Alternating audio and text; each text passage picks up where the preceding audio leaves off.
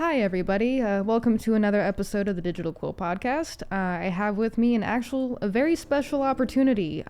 If you would please go ahead and introduce yourself to the viewers. Hey everybody, my name is Steve Vega. I am the owner of SC Cannabis and Treats Edibles. I've been in the cannabis industry for about 13 years. And what I do is I entertain cannabis people in the industry and give them education and transparency on cannabis. That's actually pretty cool, and that's a lot of the reason why I wanted to have you on today, because I'm more of a recreational person, but I kind of noticed that through my own PTSD and anxiety and stuff like that, I've kind of I've noticed that I need it for more medical-based things. It's kind of just to give you a bit of my own background when it comes to cannabis use. I started when I was about 15. Okay. I had my first with a girl that I was dating at the time, and I had never felt that much relaxation in my life. Right. I literally felt like I melted into the chair, and that was the first time I ever felt fully freaking relaxed. And I was sitting there like, is this what real relaxation feels like? We call that in the industry the melting butter effect. Yeah. Well, I am happy to be a melted piece of butter. Right? It's like a pat of butter on a piece of toast. But that is also kind of like another question I have. Why can't I experience my first high? So your body is built with a system called an endocannabinoid system. This system helps you cellulose or absorb THC in the body and bring it into the receptors of our body. Our body as human beings have two different receptors, the CBD1 receptor, which is the top half of your body, and then CBD2 receptor, which are the lower portions of your body. Each different receptor bodies have what are called phytocannabinoids. And as you continue using, you build resiliency over these cannabinoids because they stick to your body. Our body as a human beings, we have natural CBD in our blood, in our system, cannabidiol. Okay. So it's very easy for cannabis to absorb to our body. That's why when you smoke cannabis, it goes fat to all your fat solubles and the fat lipids in your body, and it stores. That's why it's really hard to pass a piss test if you're trying to be clean. So it's just as you build tolerancy as smoking, THC levels, terpenes are a very big matter in this whole big conspiracy of tolerance. Terpenes match the endocannabinoid system in such a way that they give you an entourage effect with THC. And that is what gives you that awesome relaxed feeling, giddy feeling, inflammation reduction, neuropathy, food cravings. There's so many different things that terpenes do with cannabis to give you those systemic medicinal steps. Interesting. Now, question I actually do have for you that's kind of important to me. My biological mother was on a number of different things when she was pregnant with me. Marijuana definitely being one of those, but definitely some of the more harder stuff like meth. How would marijuana affect fetal development? So there has been a lot of case studies for a latter part of 20 years on cannabis with pregnant women, people, and especially in different trimesters. Okay. Right now, the only thing that they have against women using cannabis as pregnancy is that it can thin the amniotic sac lining because of overuse of cannabinoid production. I see. So it's still being researched. But I've known many mothers that are cannabis users, and their babies had no adverse effects, desensitizations of growth or anything like that. It's actually a big systemic issue in our country. A lot of mothers are losing their children to DCS and foster care for the sole fact is that there are women that have very rare congenital diseases or very minute diseases that have specific things, and they want to do holistic, which is cannabis, instead of using pharmaceuticals, which have been proven to show birth defects in children. So these women will do and take cannabis, and then because they take a blood test when you go into labor and delivery, right before you get checked in, and if you have any cannabinoids in your system, by law, the hospital must call Child Protective Services. And the first thing they do is, congratulations, you have a child, and we're going to take it. Wow, okay. Especially in Arizona. Right now, we're literally fighting. There is a company called Arizona Normal, and what they do is they advocate for the Arizona citizen and the cannabis consumer of your laws, your litigation, knowing what's going on in your Senate and congressional hearings about cannabis law, because there's going to be a very potential change in the industry and how everything is consumed and how things are given and how things are monetized. I know I'm not super well versed in all of that. That's something I'm actually trying to dip my foot in a little bit more, but there is a state right now that only allows edibles, if I'm not mistaken, and it is let's see, Arkansas or something like that. So yeah, Arkansas just became one of the newer states that just legalized cannabis on a medicinal level. They are still trying to figure out recreationally, but their laws are very constringent. So you have to get a medical waiver from your doctor. It's a whole process. And you can only get edibles at this time. Flower is still considered illegal. A lot of places were doing that. Florida did that for a long time, but then they became medical and recreational.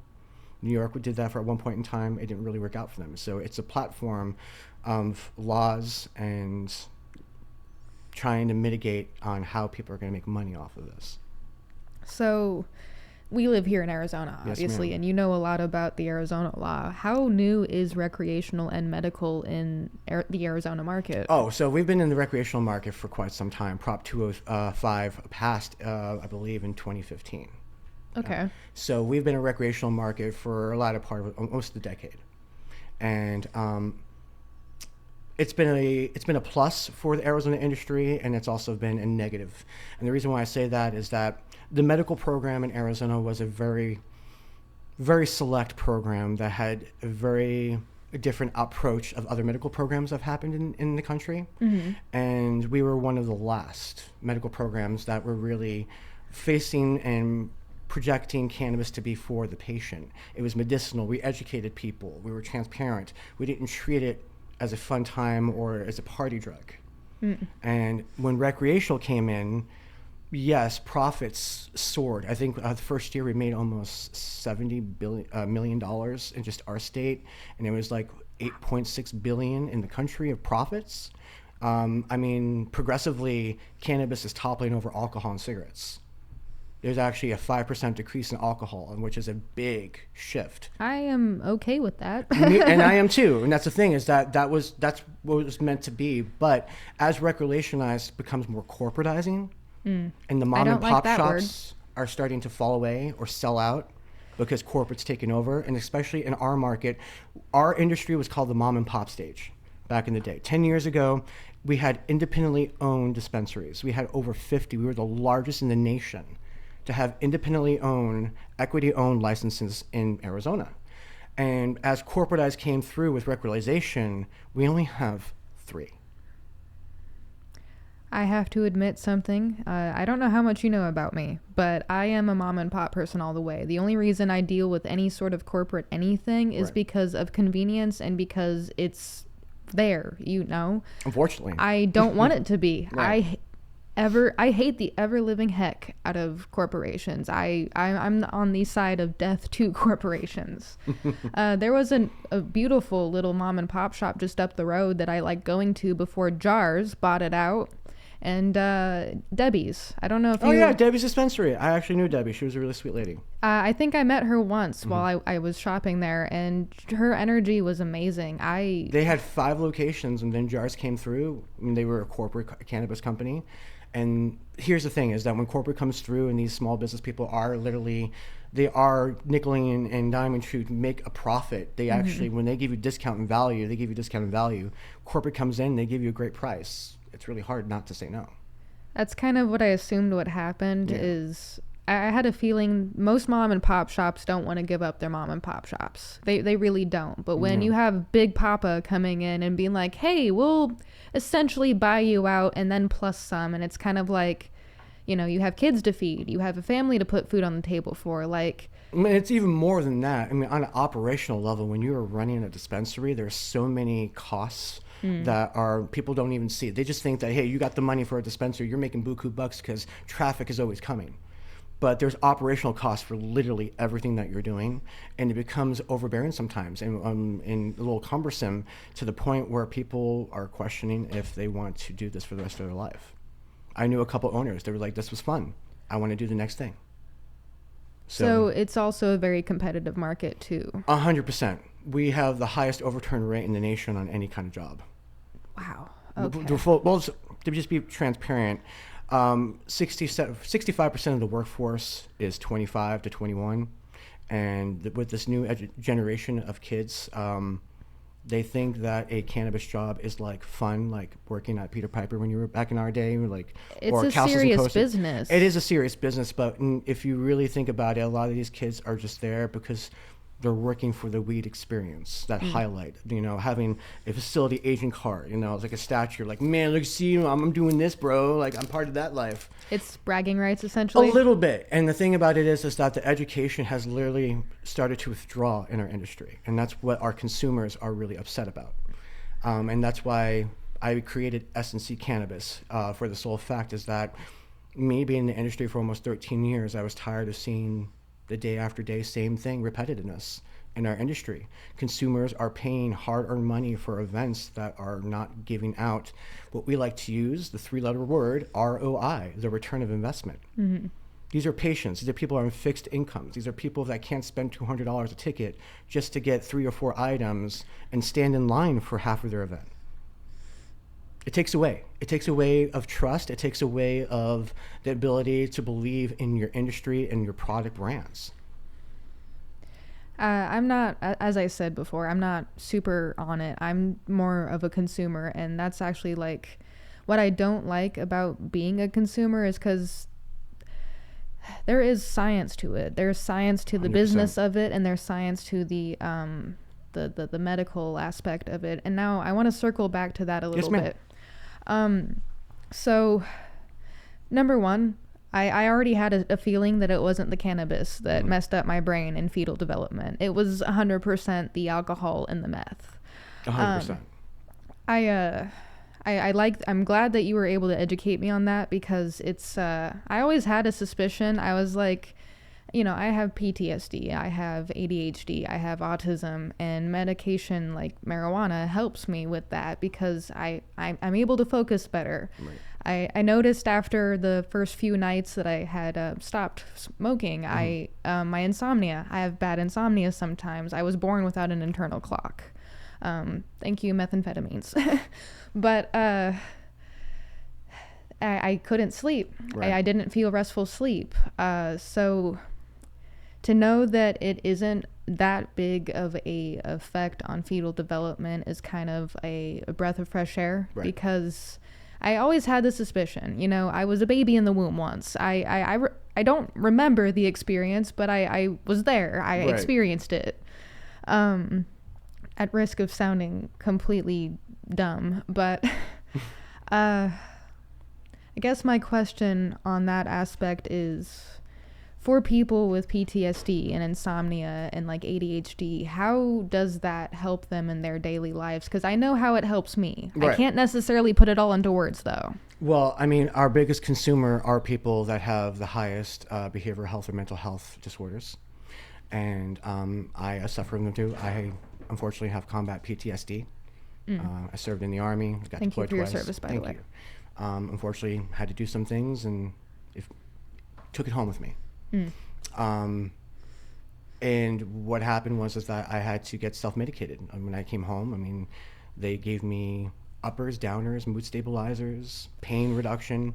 I used to take 8 to 10 pills, and then that would make me so constipated I'd get dehydrated and I wouldn't want to eat. And then started chain smoking cigarettes, and then I started drinking. So it was a plateau of different things because I was trying to mask the different things that were happening going on with me.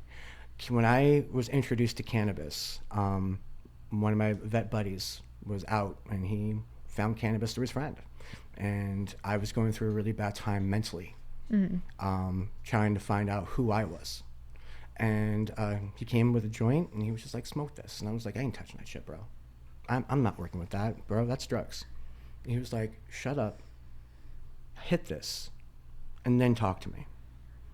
And at my breaking point, I buckled and I lit that joint and I was like, what else? I was thinking about killing myself. And I'm glad you're still here with us. Thank you. And I took a hit, and when you said, that melting butter effect, that really resonated with me, because when I talk to people and I give them my story, I tell them that was the feeling that I got when I took 2 hits. First hit was nothing. The second hit, I really took a deep one, and I got lightheaded, and I sat back, and like you said, that melting butter, everything that was in pain just started to go away. The voices in my head, per se, there weren't really voices, but my internal thoughts started to not scream as much, started to get a little bit more quieter. And I started to just break down and cry, because that was the first time in a very long time I actually felt myself. Wow. And after that, I woke up the next day. At the time, I had a 1-year-old, and I promised him that I'd be better. I stopped cold turkey all the prescriptions that the VA gave me.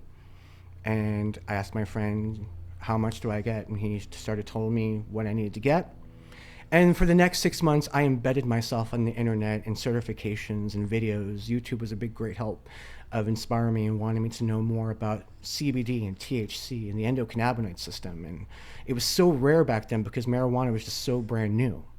So ever since then, I got fascinated by it, and I never stopped. And I truly believe, and with scientific study, back to your question, for people that have ADHD or mental health disorders or behavioral health disorders, especially like bipolar, depression, things like that, what cannabinoids do for the body. See, cannabinoids are a phytocannabinoid cell, and what they do is that they connect to the receptors of your body. These receptors are indigenous into your entire body, and this is what makes you function. They function the hypothalamus, or the thyroid in your body, which elevates the mood and how you feel. And terpenes are an essential aromatic terpenoid that really helps accentuate the THC in the body, giving you guys what you're feeling. And especially when people are behaviorally health or high strung, all right, your receptors are firing everywhere. Take a good CBD or THC combination that hits with the CBD1 receptors, and how that matches, because it's the terpenes that help make that THC go to that receptor. So usually flower and terpenes that congregate with the CBD1 receptor are the best for mental health and mental instabilities, because what it does, it's anxiety reduction. So people are they're high strung, right? They're getting freaked out. They don't know what to do. They start to not critically think anymore. They start to spaz out. Cannabis gets introduced within a 10-minute period, and there's been thousands of cases. Go out to usresearch.gov and you put in medical marijuana, and for the past 70 years, there's been over 3 million taxpayer-paid studies. And what they all come down to is marijuana's not that bad, guys. Marijuana is not that bad, and it helps. And that's the thing, is that ever since marijuana has been medically used and recreationally used in the United States of America, mental health has gone down by 20%. Suicide rates have gone down by 4%. Now, people that are like, 4%, that's nothing. 4% is a huge margin. It is a big number. Okay, and you got to understand that mental health is what is the epidemic in our country. Mental health steams everywhere, and mental health doesn't have to be, I'm depressed, I want to kill myself. Mental health instability is everywhere. Look at our country. It's it's like a dysregulation of self. 100%. And that's why I do have an emphasis on self-care. There are some studies in some places, they're like, self-care is a farce, it's blah, blah, blah. No, it's not. You need to be taking care of yourself, because it goes into, if you're not pouring into your cup, how the heck are you going to pour into anyone else's? How are you going to pour into your workplace? How are you going to pour into your school? How are you going to pour into anything if you are not taking care of your brain and body first? 100%. And these are the most foundation words that people should live by, but they don't. It's like there's a invisible barrier or a block, and they can't penetrate through it. They're buzzwords, but buzzwords are buzzwords because they make a lot of noise. And sometimes buzzwords aren't such a bad thing. No. They're sold to us as if they are, and that's like where I'm kind of like, okay, now hold on. Big companies, bad big company. It's not a bad thing. Right. It's so that also comes down to my next kind of question and kind of my frame of thought. how important to the individual is finding out what form of cannabinoids and stuff like that work for them? Because like it's not a one size fits all. No, it's not. So everybody has a different endocannabinoid system. So my endocannabinoid system is different from yours, from your friends, from your mom's. Everybody has one, but our bodies, there's a lot that there's in the understanding and how cannabinoids work based on the bioavailability of your body. So bioavailability is the way that your body naturally absorbs things into its body in a cellular level. So cannabis, if smoked, inhalates through the blood-barrier wall. Okay. If it's eaten, it passes through the stomach, breaks down, goes into the gallbladder, into the liver, into the blood-barrier stream.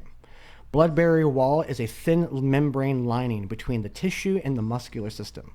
This blood-barrier wall membrane is literally the blockage barrier for any pathogens and things like that bad to go into your bloodstream. Okay. Cannabis will go into the blood-barrier wall when it's digested internally, or it's what's called sublingual nanoparticleized. That is a big word.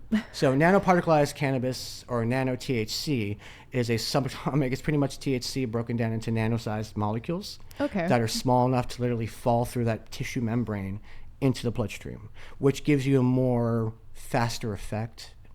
I am almost seeing a visual on how that works in my head. Almost transdermal patches are same thing. Okay. So if you get a transdermal patch, you pop it on you, that medicine is going through the blood-barrier wall. It's going more direct into the system. I've had a patch before, but not for anything related to this.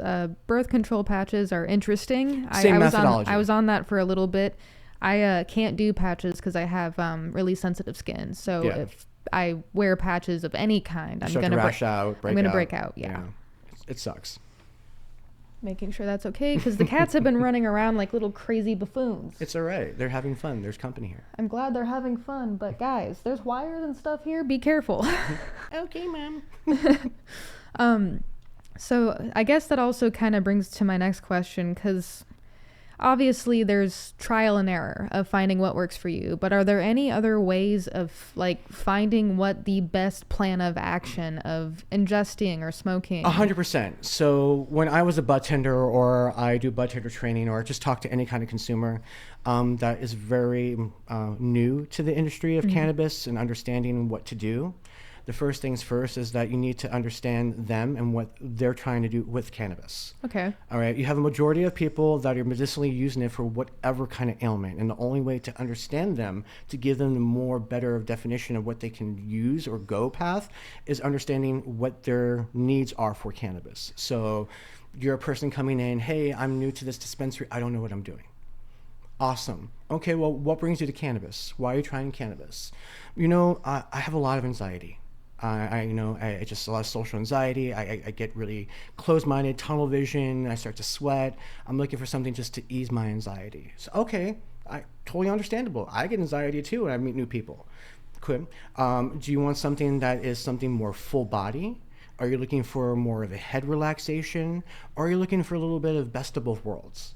Okay. And that's what you start to probe, because people are like, oh, what do you mean by that? Well, cannabis has 3 dominancies. And there's only 3 cannabis plants that are dominant: indica, sativa, and hybrid. Indica plants are a dominant plant that gives you more terpenology, that gives you a full body effect. Mm-hmm. So when you feel heavy, lethargic, lazy, I want to eat some food, that's a fucking good movie, that whole just is an indica plant. Okay. Right, indica plant. So the only difference between indica, sativa, and hybrid is how it grows and how the terpenology grows in that plant. Because indica grows something different than hybrid, and hybrid grows something different than sativa. All right. So these terpenes are, like I said, what help the cannabinoids hit your receptors in your body, giving you different kind of feelings. There's over 250 cannabis terpenes. That's a lot of terpenes. That's a lot of terpenes with cannabis mixed in different ways, do different things for the body.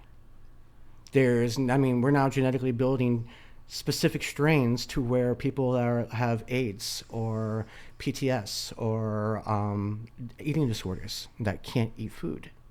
All right, they have a specific cannabis plant now, which it's called Burberry, and the specific terpenes after ingesting or consuming gives you the urge to just want to fucking rage the kitchen. And that is good for people with, it is, like, because anorexia and stuff 100%, like that. You know, like, full transparency, my stepdaughter suffers from eating disorder. And I got her onto a cannabis regimen because they wanted to pop her on pills and, you know, and stuff like that. I'm just like, what is that going to do but make her sicker? Why is the medical field the first? Why is it always medicine the first thing? Like, I'm not saying medicine is a bad thing. There are some good things to medical science. It's because they get paid.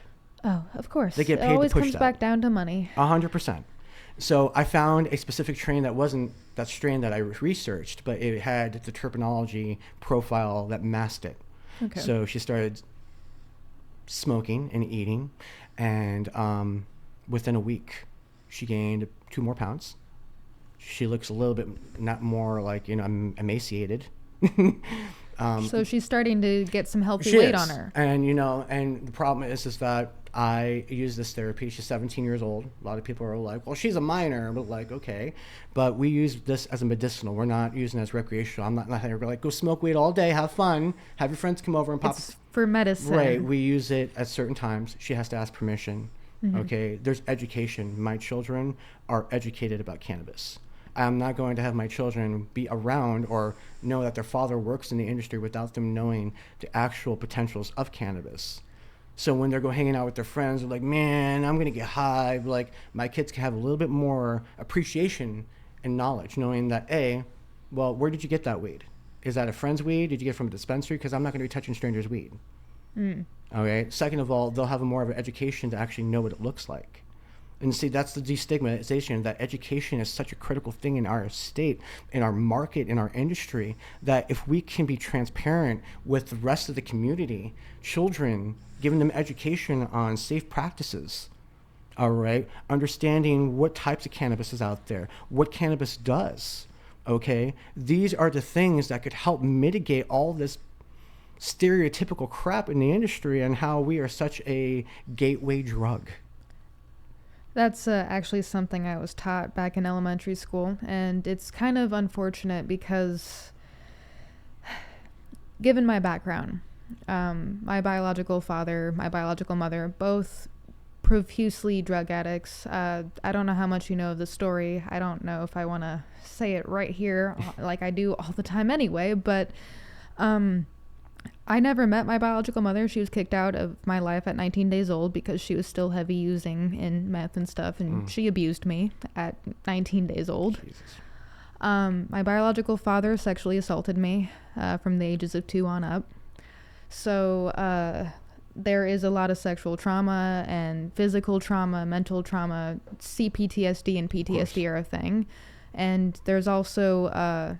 though I haven't been officially diagnosed with it, through a lot of research, a lot of studying, and a lot of medical reading, I am pretty sure that I have a traumatic brain injury from not only what he was doing back then, because when you have a 6'5" man who's like 280 something pounds using your body like a rag doll, there's going to be, you know, contusions or damages to the brain and stuff like that. So it's I'm definitely dealing with a lot when it comes to what's going on inside the organ that pilots my body. Right. And that's why I hated when I was in science class in 6th grade and my science teacher made me an example and was like, "This is why you kids should never do drugs." He literally put me on the spot a few different times over that. It was not cool looking back. At the time, I didn't know any better because I was in school. Right. And as you grow up, you're kind of like, man, I had some words to say to him if I was fucking had a time machine. Yeah, like I feel like I could go back in time and educate a few different people over things that probably, you know, the knowledge is 20/20 or hindsight's 20/20. Mm-hmm. But I've never really thought of. For a while, I did when I was a kid, going through the, you know, DARE, the Truth About Drugs and stuff like that. Those 2 programs, I'm sure you were aware of them. I remember Scruff McGruff. Yeah. And even when I was reading like the pamphlets and flyers, like marijuana, cannabis never seemed like something that was a gateway. what seems like a gateway is poor mental health and poor education. 100,000,000,000%. You just nailed it right there. That is exactly what is the huge epidemic in our world, is misinformation. I mean, just step back and look at what's going on in the world. Start asking questions. Why do people do this? How does it affect the people? Even more so, start asking questions, like even deeper questions, not just surface level questions. Without having like a case by case study right in front of me, I can't ask a specific question, but you get the idea. Yes, ma'am. I guess that's also my next question.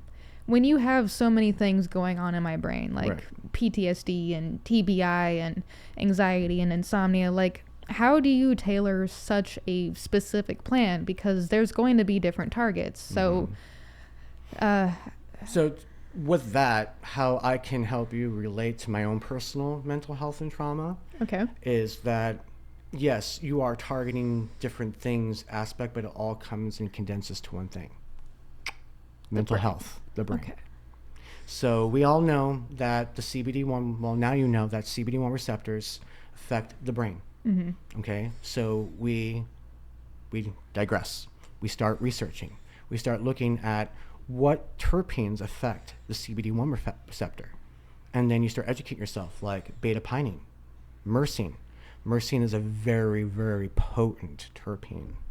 All right. Myrcene used enough will literally reduce. How do you spell that? Myrcene, MERYSINE. Myrcene. You know what? I got a phone for that. That's a good call, because that is something I definitely want to look up. But yeah. Myrcene. Not nursing. Myrcene terpene. MERSON. Myrcene. There you go. Thank you. I know I don't need that whole thing. Thank you. As you were. So yeah, terpenes are very specific in what they do for the body. So when we have a lot of mental health disorders, it's literally a misfiring of the neurons in the receptors of the brain. Okay, we have different parts of the brain. Okay, we have the cranium, the cerebellum. Okay, where majority of mental health is in the cerebellum brain. Okay. So trying to literally just find, it's just bringing down, doing a little research. All right, there's not many strains that are in our market. All right, there's different strains throughout the whole country, but in our market specifically, we have a select few. So using great resources like kitty climbing. I was wondering when she was gonna finally do that. Hey DJ, sweetheart, can you not do that? But Mom. Are you good, kid? No injuries? You landed on your feet? 100%. Okay, good cat. There's great tools and resources like Weed Maps, Leafly. These are cannabis apps and websites where you can go and actually learn about not only dispensaries, dispensary products, deals. They also have a location tracker to find out if you have a specific product that you're looking for, where and what dispensary it is for you, so you don't have to sit there and like search for it.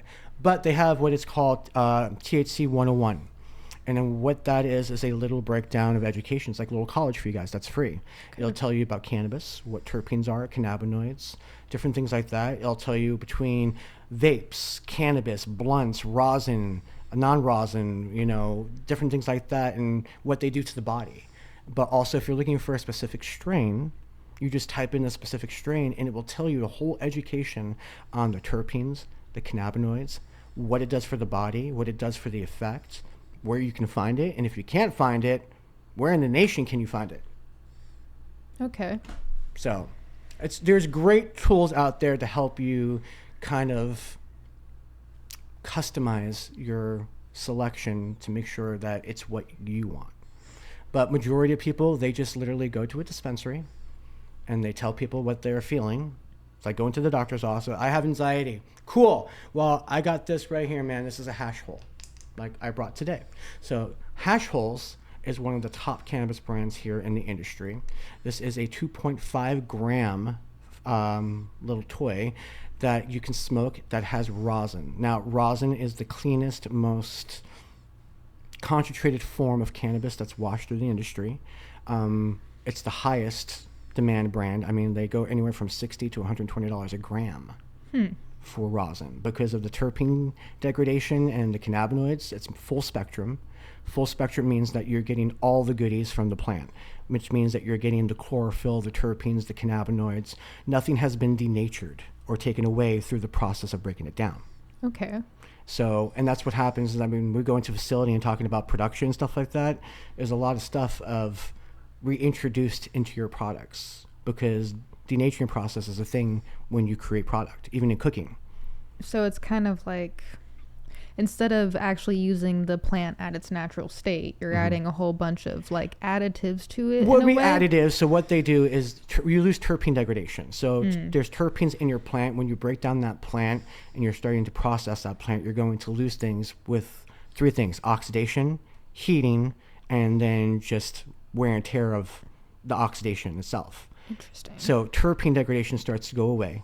And what they do is, as through the process, they'll wash product and clean it with cold ice. It's called ice wash to make what is called rosin.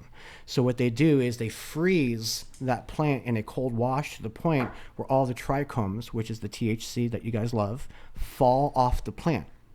And then what they do is they wash it and clean it, and then they scoop all that crystal, and then they press that to give you the rosin that you're looking for, or they whip it to make whipped rosin. There's different methodologies to do that. But essentially that is the cleanest form of concentrate. If I'm not mistaken, my main brand, I shop at Mint. All right. Okay. Shout out to Raul. I like Mint dispensaries a lot more than I like jars. All right. Okay. We shopped at jars near Metro Center for a long time.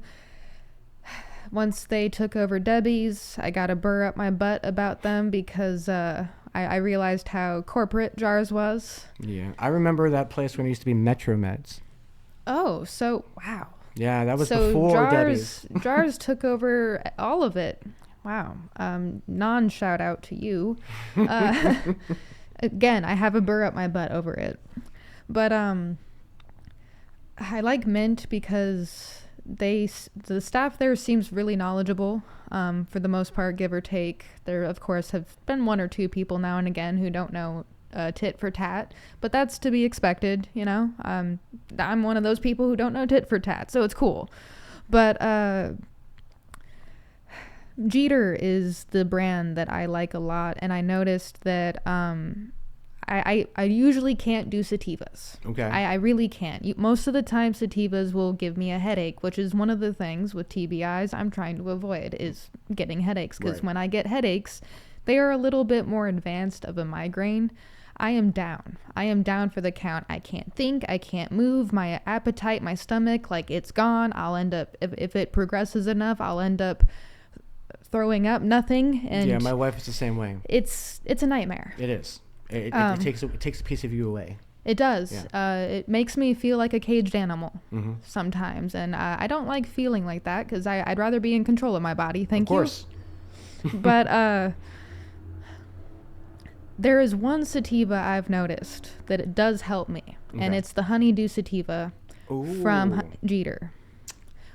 That one, that actually doesn't give me any headaches. But with my ADHD, I can deep focus on work for 6-8 hours on writing, on editing for the show. Like, so let's find out. Why is honeydew? I'm going to find out right now, because the reason why I said that is my wife is the quality assurance manager for Jeter. Yeah. Really? Wow. She's been with them for 2.5 years.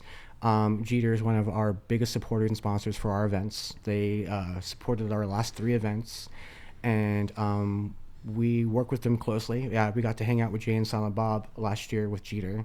That's awesome. Got to sign autographs and got to actually snoochie boochies and smoke with them. Actually, Jay doesn't smoke anymore. It's only Kevin Smith.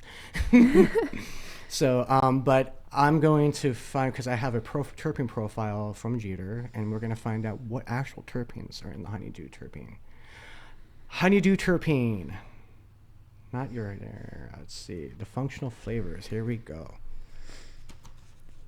And I really love that it can give me such deep focus, because once I started paying attention to how marijuana and cannabis and stuff like that affects my body and my focus and my brain, I was like, I can work. I can work and focus without getting distracted and using executive dysfunction disorder. What? Oh, now I see why. Okay, Here we go. So, honeydew. The honeydew terpene blend, considered by some to be the least of the melons, honeydews are traditionally an unwanted but necessary inclusion in a fruit salad and virtually nothing else. But this honeydew has a different floral, velvety melon base with terpenes of myrcene, pinene, beta pinene, and camophylline. And linalool. Ooh, linalool. That girl. Okay, that's Greek to me. Can you break that down in layman's terms? So these are dominant terpenes. Beta carophylline is a mood amplifier. Okay. So this terpene specifically helps with mental health. So it gives you the ability to feel more productive. It makes you feel like you actually want to do shit. You know, you're in a depressive mood. You don't want to do anything. You're lethargic. You're just executive dysfunction is at full force.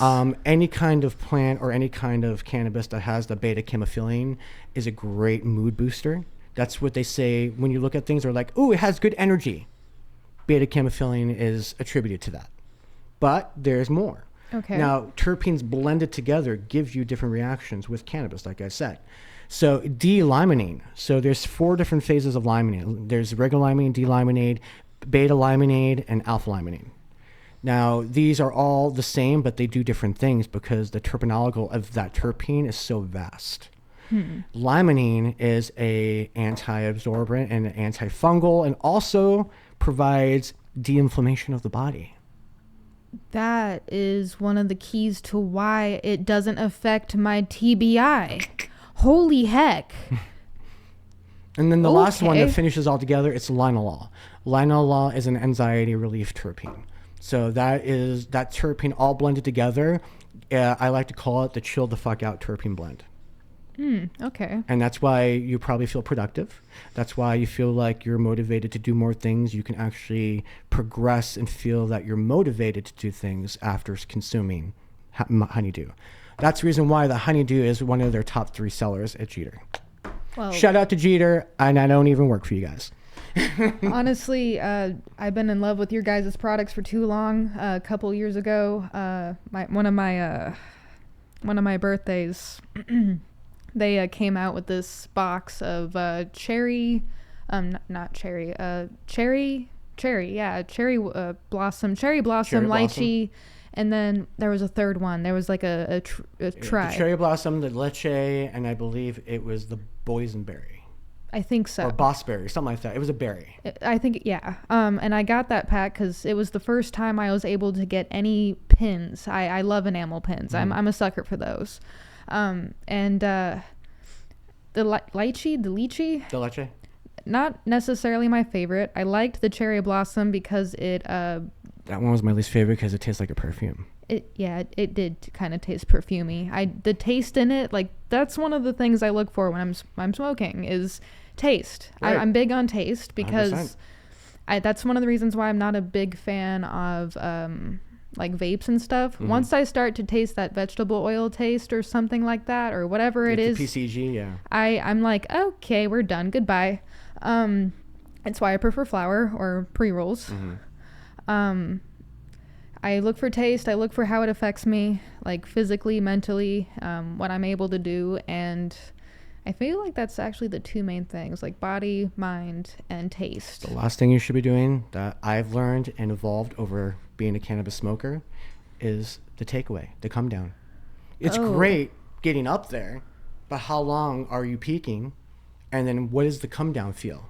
Because what I personally learned from my body and other consumers and friends that work with me is that, I don't want to say cheap weed, but value weed, snickle fritz, whatever you guys want to call it, the bottom of the bucket, when you're smoking that, you're tending to smoke more of it and you get less of the effect.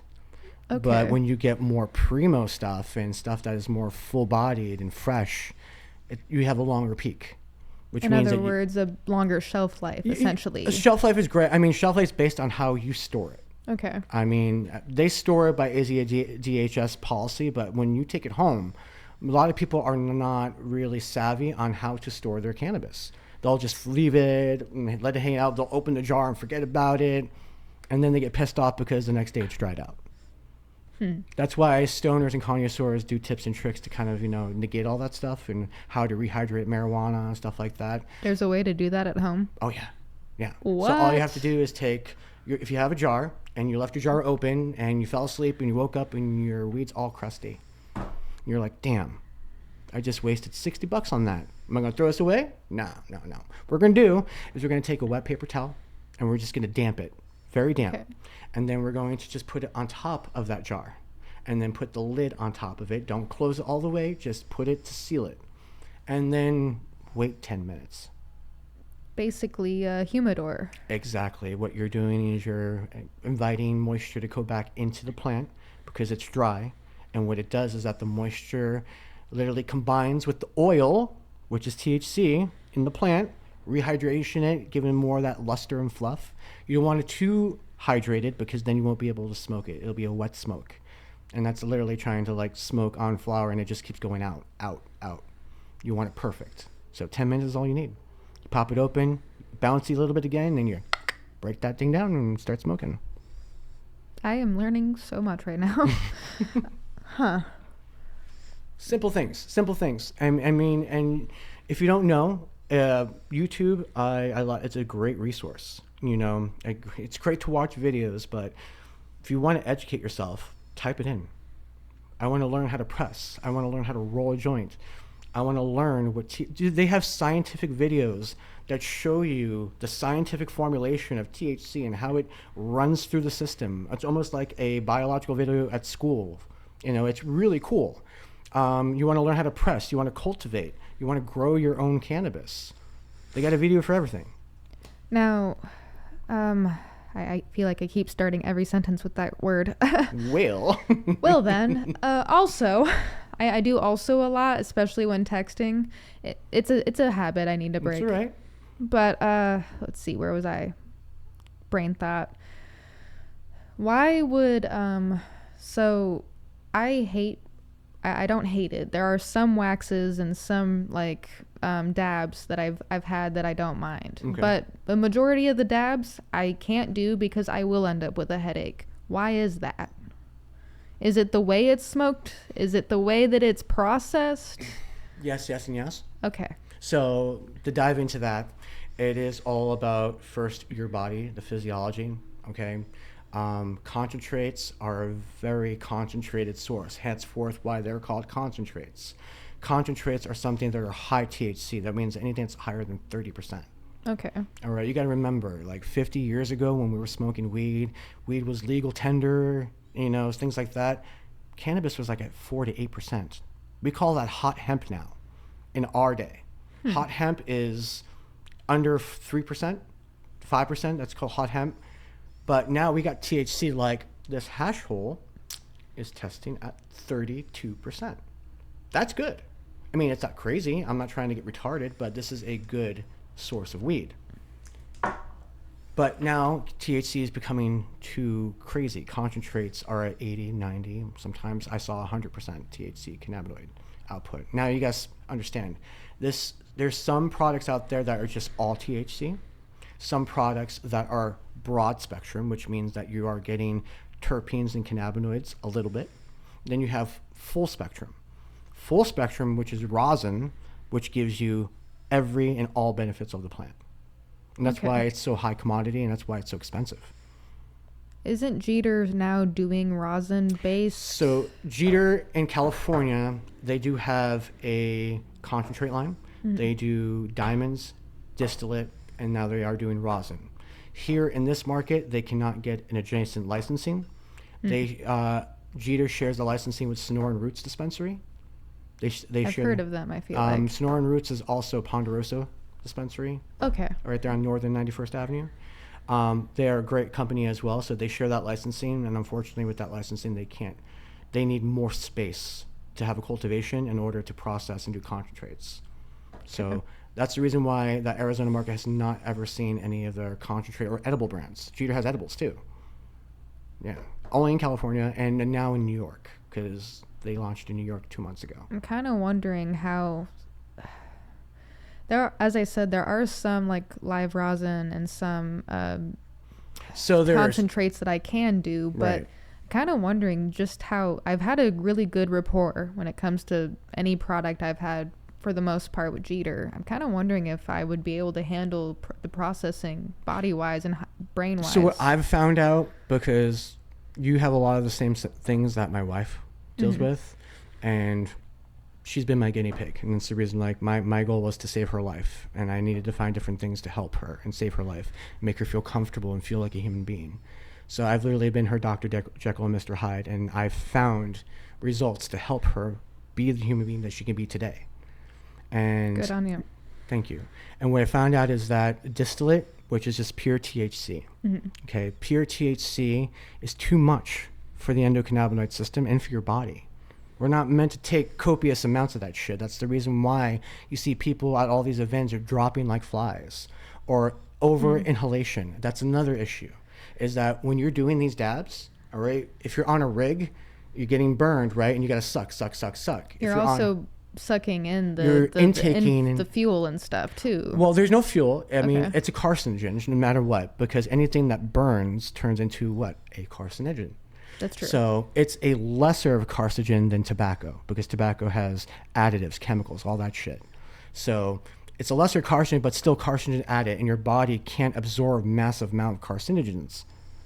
So you overindulge, you start to cough. Your body, what it does is when your lungs get overzealous or overactive and working, they start to go into a defense mode, and what that is called coughing. So you start choking and coughing. Your chest starts to hurt. You feel like you're dying. You're like, I don't know where I'm going. Did I take some acid? You know? So like, and what that is, it is a natural body reaction. We are doing something that shouldn't have been done to the body. So stay away from concentrates. No, not at all. I'm just saying is that it's a body's natural defensive reaction to do what you're doing. All right. But what I found out is that moving up into like diamonds or rosin, you start to taste more of the plant. You start to get more of the body, and you start to find yourself that you're not trying to take huge globs to get to the effect that you're looking for as a medicinal patient. Now, for recreational users, I know you guys out there, I have my best friend, shout out to Pepper, the champ. This guy takes 5 grams of dabs every morning. Like, he's the Arizona champ. I think he took 20 grams in one sash at a hit. Highly respectable for that. I couldn't do it. I only did 12, and I don't remember that night because I passed out. But it's just essentially for your body, dear, it's just understanding how much you can take. Start small. See how the effects work for you. Take a baby hit. All right. If you feel a headache or a migraine, then don't touch it. Okay. But if you start to take a baby hit and you're like, you know what? This is not bad. I'm feeling it. It's good. I'm not getting those reactions I usually get. Then write that down.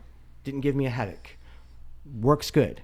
Affordable pricing. Now you're starting to know different selections of what really works for you, instead of you just guessing all the time or trying to find that digression of research. Now well, this product right here from this dispensary, this works right here for me. And that's a starting point for you. Because then you do research on that product and what's inside of it. What's the terpenes? Now you know that, well, I feel great when I take this product, and this product has these terpenes. Now you have a baseline of what terpenes work for you. And the physiology of your body will not change. You're already there. So that was actually going to be my next question. Am I going to need to adjust and manipulate my intake plan as I go through life? Like, yes. Okay. That's with everybody. Like I said back in the beginning, you're going to build a resiliency. It depends on how much you consume. Like, I'm a daily consumer. I have been smoking for 10 years, ever since I got out of the military. Like, I tried to abstain for 6 months because I had a point in my life where I thought I was going to re-enlist into the military, and I thought that was the right thing to do for my family because my wife was suffering with a tumor in her head, and I wanted to make sure that I had stability. So I tried to abstain, and those were the worst 6 months of my entire life. I was an asshole. I was irritated. I was angry about shit that I didn't even know I was angry about. I was mad at the people that were trying to support me, and I didn't understand why I was mad at them. I started to lose who I was again. My PTSD was heightened. Things would trigger me out of nowhere. Car sounds, things like that. I would start to get irritated and be like, what the fuck? You know, people don't understand me. Like, it was bad. And I mean, I got over the hump and I was going to do that, but essentially I just felt that a life decision like that I didn't want to make again. And I've had such a relationship and a bond with cannabis. Was I really willing to let go who I was? And I wasn't, because Good. It took a long time to get here, and I wasn't ready to do that all over again. Not to cut you off or anything, but you are a great human being. I've appreciated knowing you so far, and I'm really glad that we're getting to do this today, because it's knowing what you've been able to do just for yourself through cannabis, for your family, for your friends. Like, that's why I'm like so appreciative and so glad that you were willing to teach me and come on the show with me, because I have a relationship with cannabis too. Yeah. I know that. I know that I cannot be the kind of person who gives it up permanently, because it does too many good things for me. At the risk of sounding like an addict, which is my joke, and I'm not an addict because I've been off of it for 2 weeks now. Mostly because of cost, because money's a thing. Money's tight right now. But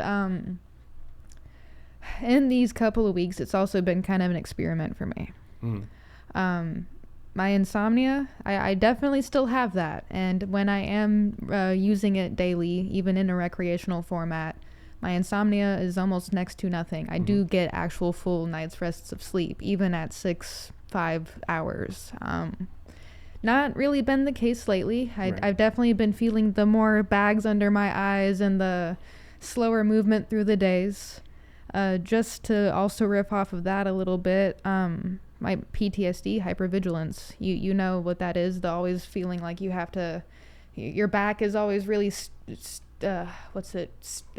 tight. Yeah. Your muscles are tight. Like, you always got to be on alert. Even right now, like, I can feel the tension in my back and my neck, and when I'm using enough, like daily, that doesn't exist. 2 days after I stopped. I think it was 2 days after. I think it was the Tuesday, or Monday or Tuesday. We go into a store, super overstimulating. There's things everywhere. I get home and I am just angry at everything. And a friend of mine was like, "Do you think maybe it's because your body's coming down off of cannabis?" And I'm like, "No. It's not because of that. I am overstimulated right now. Cannabis would be helping me 100%. Right now. My brain cannot handle a lot of lights and sounds and colors. Like, if I'm in a department store, usually they're a little bit better, but we were at Book Off, and you know what Book Off is, right? A lot of things piled high to the wall. It's a lot. My body cannot handle that very well. It needs the terpenes. It needs the relaxation. Your body needs to pregame before walking into a situation like that. Social anxiety. I like a lot of people, especially new situations with my autism and ADHD. 100%. You need weed. If not, you're going to freak out. I'm going to either freak out or shut down. And in a social situation at a party, you don't want to be the person that shuts down and can't talk to anybody, especially when you actually enjoy talking to people. It's very detrimental, and not mention it exacerbates your social anxiety, because if you shut down in the middle of a large group of people that are about community and caring, you're going to have a million people asking you if you're all right. And then you're going to be like, wow, what's wrong with me? Am I really such a bad, horrible person that I can't just communicate? Like, it starts to really wear down and affect you. And objectively, like, it's just how my brain functions. It's an internal struggle. It needs help. It needs help. It needs medicine. 100%. And the thing about this is that, it doesn't hurt you. It doesn't kill you. Out of we've been using cannabis for 4,000 years. And we do not have one death count. They are even saying now that overconsumption of cannabis cannot be considered as a DWI. We're trying to get that worked out, because they can't literally quantify on how stoned you are. They're trying to build a machine that says that, well, yeah, I got weed in my system, but weed metabolites into the fat cells. So I could have smoked 6 months ago. And then if you do a test on me, I'm still have weed in my system.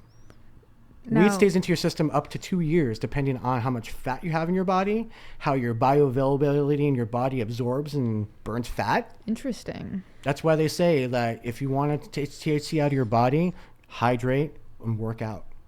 Because the first thing, what does your body do? After autophagy, it starts to burn fat. And the fat is where all the THC stores itself.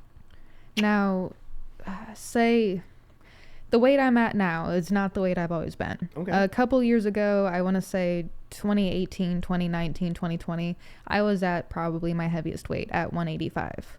Damn, well, you look great now. Thank you. I'm now sitting pretty around like 120, 123. Yeah, that's what my wife is around, like 123. I'd prefer to be about 115, but the thing is I'm trying to get more muscle, and muscle weighs more than fat. So 100%. I'm You probably, wanna bulk up. I do want more muscle. Especially you look really healthy. I appreciate that. Thank You're you. welcome. Now, if I had been more of a daily smoker back and then, how would fat have been, or my body fat been affecting me versus now? Well, if you would have been more of an avid smoker, cannabis as a whole helps build a food-like appetite, but also it's a lesser evil too. It helps stimulate the metabolism.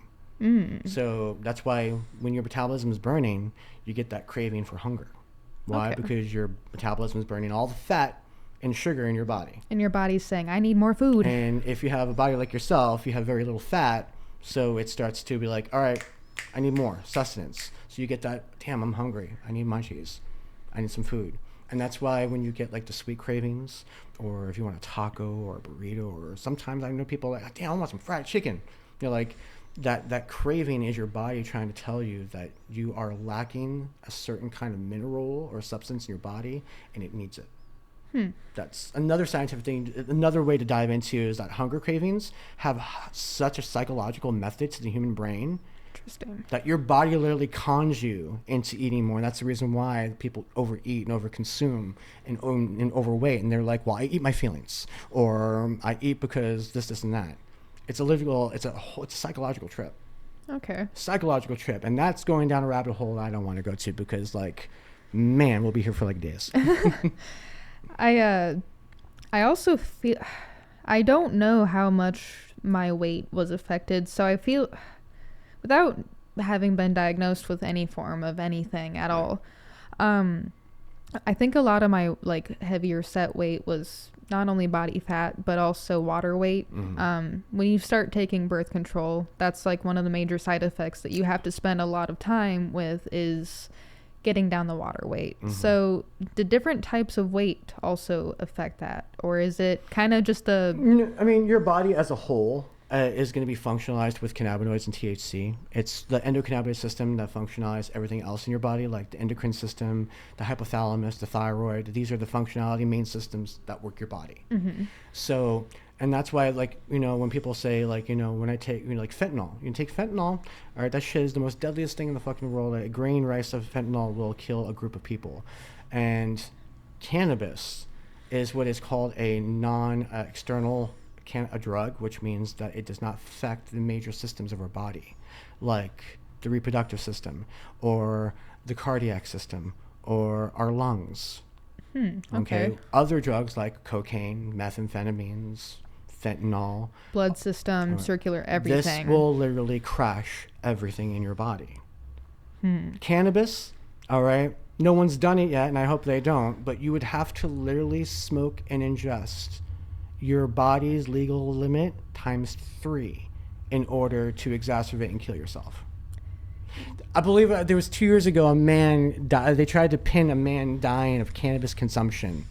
They were trying to make him the first cannabis person to die of cannabis. I think I remember something like that. But they attributed that when his autopsy came back, he had other illicit drugs in his body that they couldn't see at original time of death. It wasn't the cannabis. No. They only attributed it because they smelt it off of him. They saw cannabis everywhere in his home. And he was in the middle of dabbing or something where he had a coronary and died.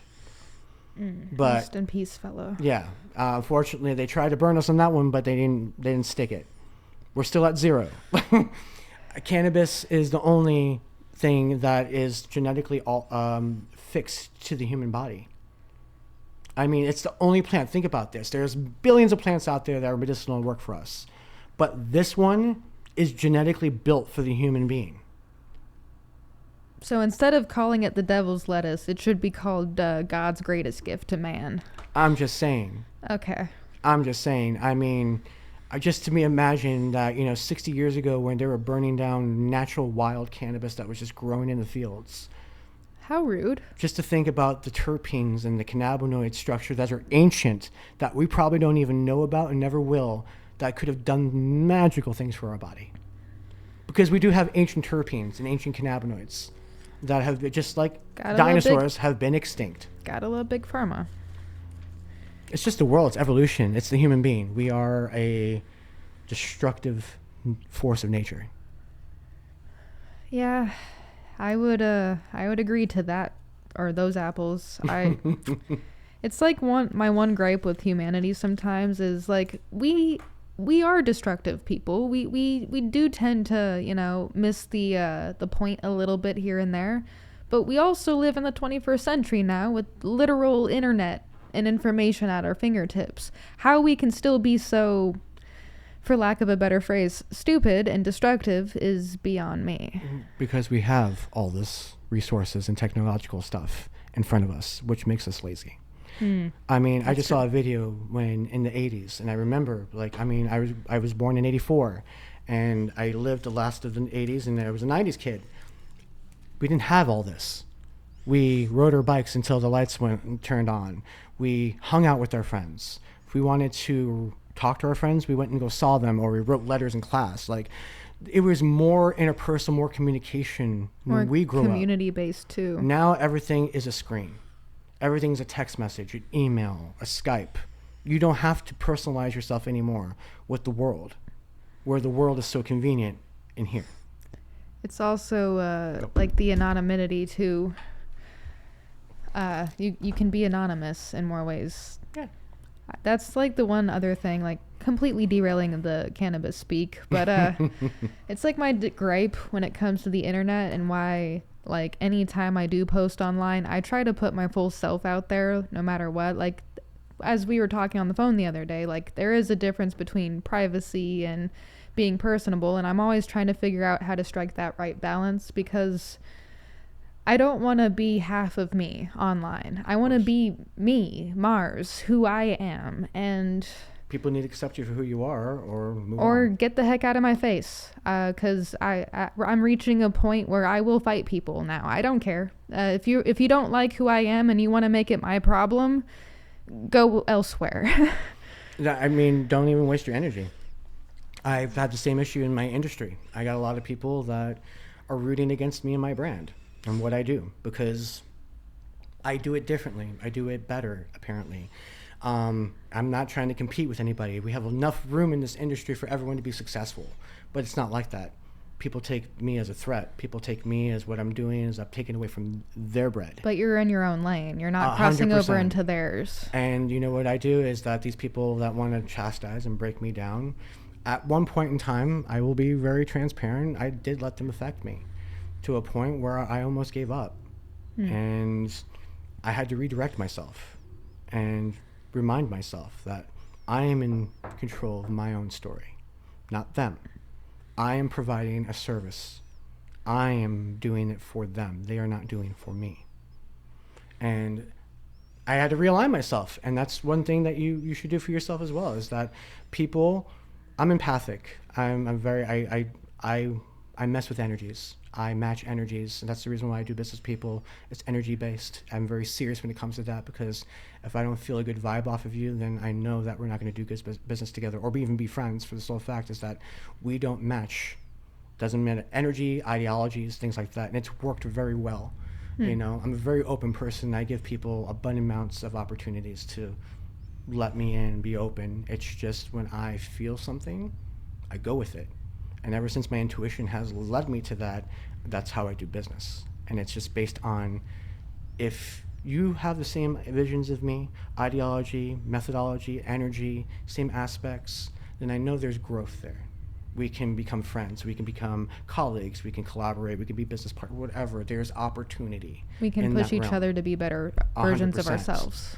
But if there's optimistic-y, there's coercion, there's people that just are always negative about it. They can't have optimism in their life. Unfortunately, those are the people that I personally feel that I can't give them my energy as much as I want to, because what they'll do is negate that, push it back, and use it as a way to bring me down. And you can't take that energy on. Not anymore. I'm not a young kid anymore. You know, when I was younger, I could take that bullshit and throw it to the side and be on my way. Now, I don't know if I'm getting soft as being older, but I feel literally that it affects me. Now, I kind of want to riff off of that a little bit. Yes, ma'am. I like to describe myself as a very energy sensitive person. I walk into a room and I can tell who has a dark energy and who doesn't, who's maybe having a bad day or who's the life of the party, you know? I don't always like that I'm able to do that, because trying to be transparent and find the words as I'm speaking out loud just through my thoughts. I don't always know how to process that.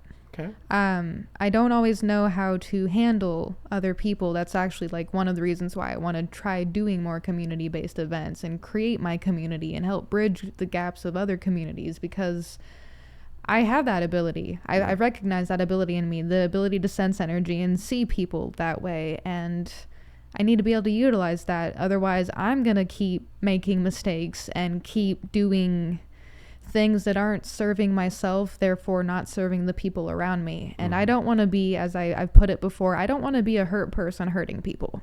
Right. I'd rather be a hurt person healing people.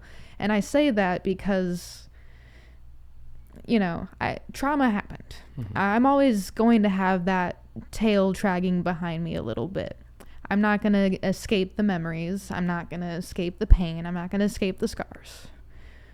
I'm a hurt person. You know, it happened. There's damage there. There's scars on the heart and in the brain. I don't want to take that on and project it onto other people. I want to learn from my experiences and better the lives of not just myself, obviously. I'm living this life, but other people too, because I see the pain in other people and I'm like, what's going on? Like, for non-blondes, what's up? What's going on? And it's like, I can see where humans and even myself could be living lives that we love and live them powerfully. It's why I like doing this podcast and why I want to have more conversations like this face to face. Because I've been doing conversations through like Skype, or not Skype, but Discord and like video. And I love those. Those are great conversations. I can't meet those people in person yet. I'm coming for you guys one day. Once I travel, I'm hitting you up when I'm in your city. There you go. But it's like the energy is important. You can feel that sometimes, and I think even people who are like not energy sensitive, like they can feel it too. They're a human being with cells and the little alien thing attached to your brain inside your body. Like we're just people that are not attuned to their own energies. They misconstrue that as attitude or pain, or not pain, but yeah, attitude. Or being weird, or that person's off. Or, I don't know if I'd be able to hang out with that person. They're very judgmental, and that's misdirection of the human condition. So when you don't understand something, what do? Judge it. You put it aside. Exactly. And people tend to fear what they don't understand. And that fear prevents you from doing a lot of cool stuff. If you're afraid, you're not going to want to step out of your comfort zone. You're not going to... That's why I like the term do it scared. If it's not going to kill you and it's not going to bite you, do it. Because do it anyway. Grow from it, and it'll make you stronger. And people are like, well, how's it going to make me stronger? Because you did it and you thought you didn't do it. Find out. Exactly. You just found out. Now, do you think you can do it? I cannot tell you the amount of times I've put those words into actions, and I've loved the results. I used to being autistic and ADHD, you know, no one really likes change. People like being comfortable. I like being comfortable. I like my fuzzy socks and my cow Dalmatian onesie thing as much as the next person, but also there's no growth in my cow Dalmatian onesie thing. There's no connection in my cow Dalmatian onesie thing. There is... It's time to jump out of it and see what you can actually do with yourself. Yeah. Shed the skin a little bit now and again. They don't call it growing pains for no reason. No, ma'am. No, they don't. It literally is a growing pain because it hurts you in a good and bad way. Mm-hmm. And that's what I feel like, just to be open about this. And I'm glad I get to have this conversation with you and anyone. Right. That's what I hate about, like, even my own generation in society today. We seek comfort so much to the point where we are sabotaging ourselves. We are not allowing ourselves to connect on a human level. We are failing ourselves at the human condition, and 100%. It's going to have to start with us. It's going to have to start with us stepping outside of our boxes. Facts. And trying a little, and it's going to be scary. It's going to hurt. It's not going to be pretty. You're going to have nights where you're going to cry sometimes. But I would rather be crying over something that I attempted to do than 25 years ago trying to figure out why I was raped. That's a question and answer that I'll never have. And you'll always be digging in your head trying to find out. Exactly. And the one thing with my trauma, everyone has specific trauma and how they deal with it. My wife has trauma too. I guess it's our generation. We're the trauma generation. But, taking that trauma and turning it into a positive is a very hard thing to do. But what I have learned is by encompassing and embedding positive things to topple all the negative shit and trauma over time. And time is the key word here. You start to forget a little bit. Now, here's the thing about triggers, and people don't understand about triggers, is that when you are triggered, it can be unintentional, it can be intentional.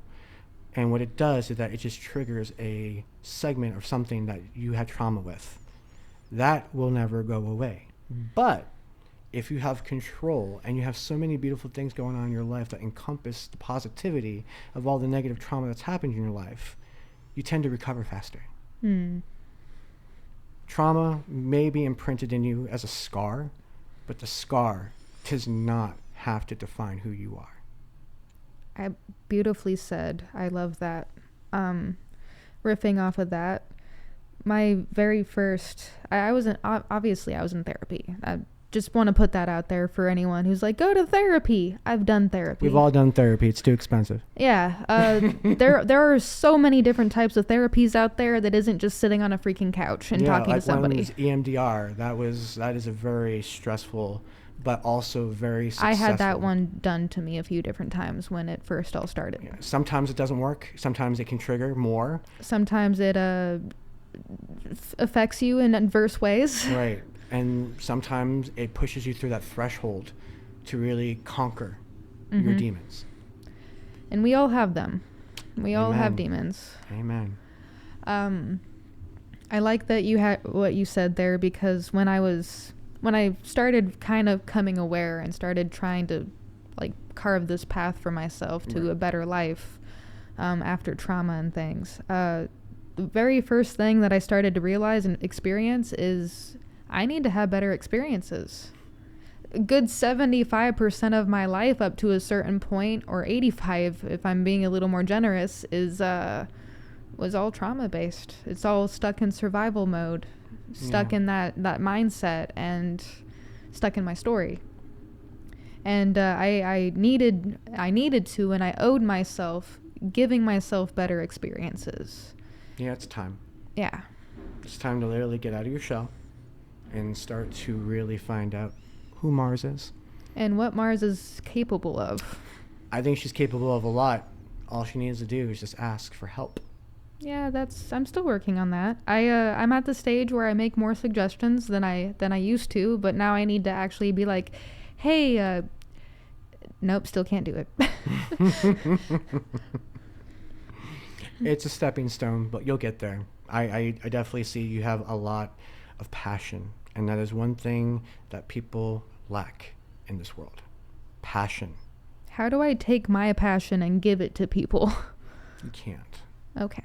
But you can inspire. That's what I do.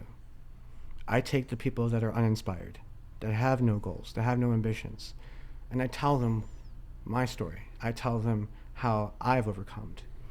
And then I show them. See, talk is cheap in the world, but when you show action, and you show the receipts, people start to take you more seriously and believe in what you're doing.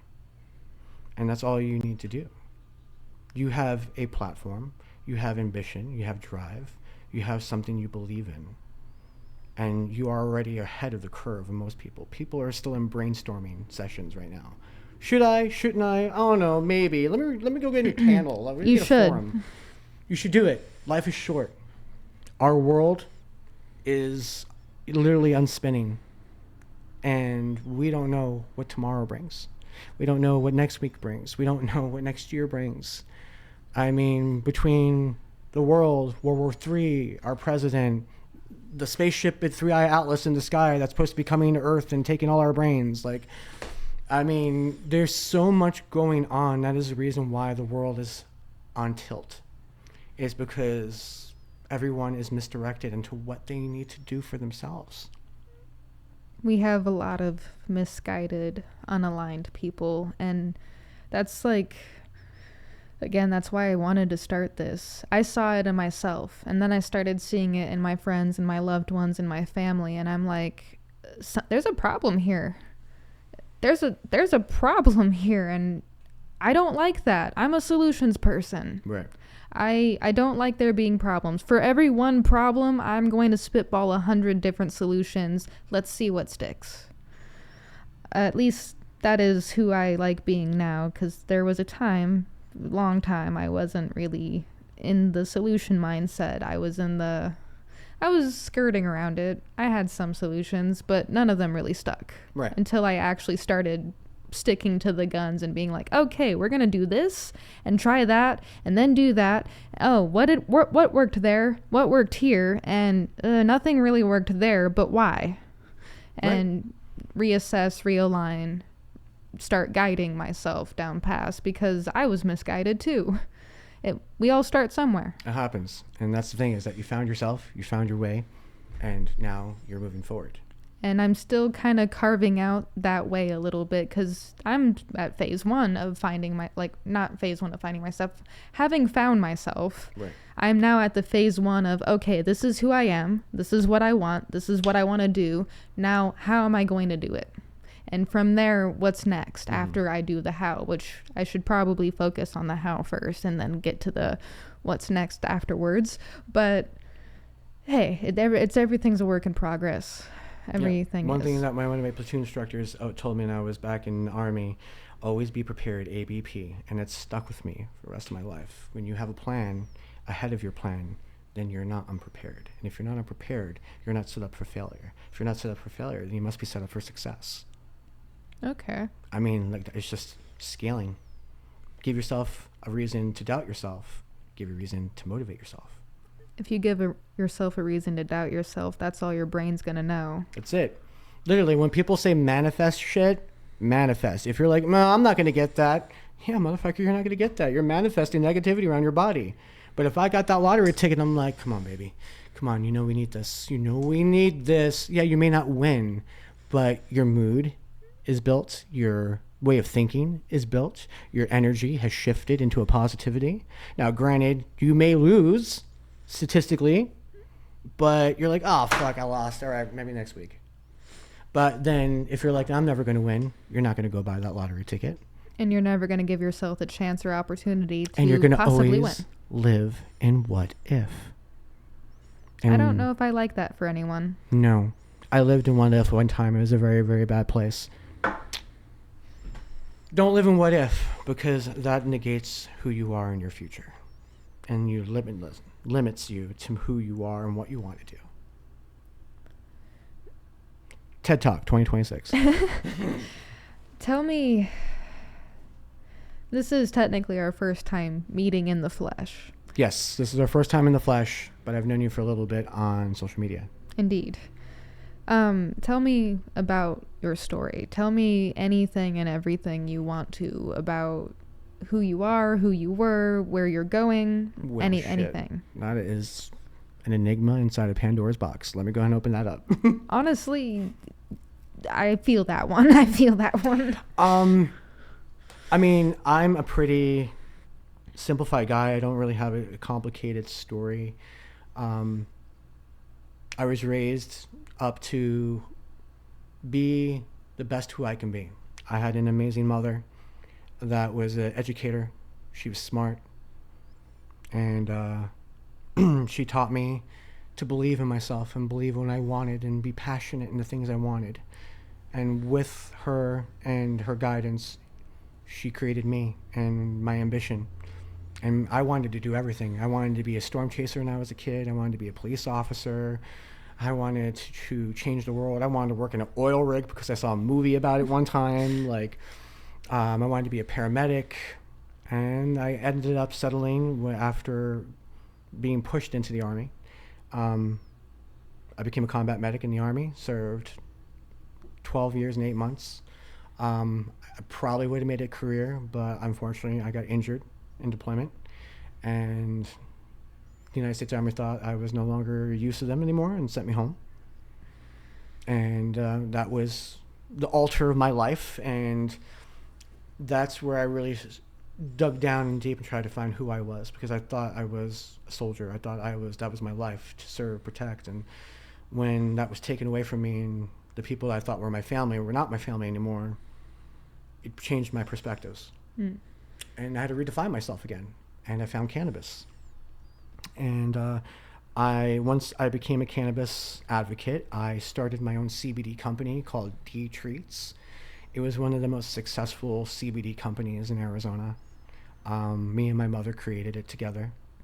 My mother had stage 4 pancreatic cancer, and my goal was to try to save her life. And that's what I did. I went to Colorado. I went to different seminars and certification companies, learning about terpenes, the endocannabinoid system, to come home and try to take care of her. And unfortunately, her body was just too weak, and we lost her 2 years ago. But the mission is still the same. And I met my wife at the time, and she was my girlfriend, and she has been struggling with the tumor in her head all her life. And a couple years ago, we had a scare to where the cancer wave came back. And I built a bond with her. I fell in love with her. I married her. And I felt my next mission was to take care and save her. And that's exactly what I did. I promised my mother, because my mother loved her. And that's what I've been doing. I feel like it's my obligation and goal to try to save the people that I care about. And that's what made me the human being I am today. The knowledge, the education, the compassion that I have. I care more than most people because I need to. That is, wow. First of all, my sincerest and deepest condolences on your mom. Thank you. I lost my father to calling him father feels disingenuous. He was my daddy. I lost him to cancer in 2011. So fuck cancer. Absolutely. Fuck cancer and fuck big pharma, because they are the people who keep our families and our people sick. Yeah, they're brother and sister. Yeah. So Thank you for doing God's work. I don't know, it's God's work. I feel that I'm doing the work that I was meant to do. It's powerful work, and God is the most powerful. Well, I call it universe, but a lot of people would call it God. It's bigger than humans, and what you're doing is really incredible. The fact that you are putting your energy and your life into taking care of people, that is... I'm a mama's boy. That's and incredible. Anytime I ever feel like I'm doubting myself, I'd ask what my mom would do, or what my mom would say to me. And that has been my success and path, is my mother. And I had to reimagine myself. I lost my company, D Treats, a couple years back because the industry was horrible and they made outlandish lies and insinuations because I was becoming a big thing really fast, and it scared a lot of people. Mm. So I had to let go of something I built with my mother because mentally they were killing me. A year ago, I've been in the industry. I've been behind the scenes working for different brands, creating products that people consume, working for different brands, doing their R&D in their kitchens and stuff like that. And a year ago, my wife was just like, you work for everybody else and you do amazing things. When's it going to be time for you to do it again for you? And my wife had a dream of always having a cannabis company. And one day we were just sitting there talking, and she was just like, we should do events. You cater to your friends. You do awesome events for your friends and hang out. Why can't we get paid for that? And I was just like, because of the bullshit and how hard it is. And she was like, but you have me now. And I was like, you're right. Last time I didn't have anybody. It was just me. Wow. And with her love and her support and her guidance, she gave me the ability to believe in myself again. And not only did we create SC Cannabis, we are being told that we are one of the most exclusive #1 cannabis experience event companies in Arizona. And I was offered an equity licensing to bring back my old company, D Treats, and actually make product again, and at actual dispensary level. So those are my goals for the next 6 months, is to bring back something I built with my mother. And that will live, she will live through that vicariously. And then I'm in the middle of building a 501(c) nonprofit to help support people that have all types of cancer that don't have the support of unity and community. That was one thing my mother didn't have. So we're going to be building a nonprofit organization as we build, and it's going to help anybody that needs help with cancer. You don't need to have a specific cancer. You just need help and support and love.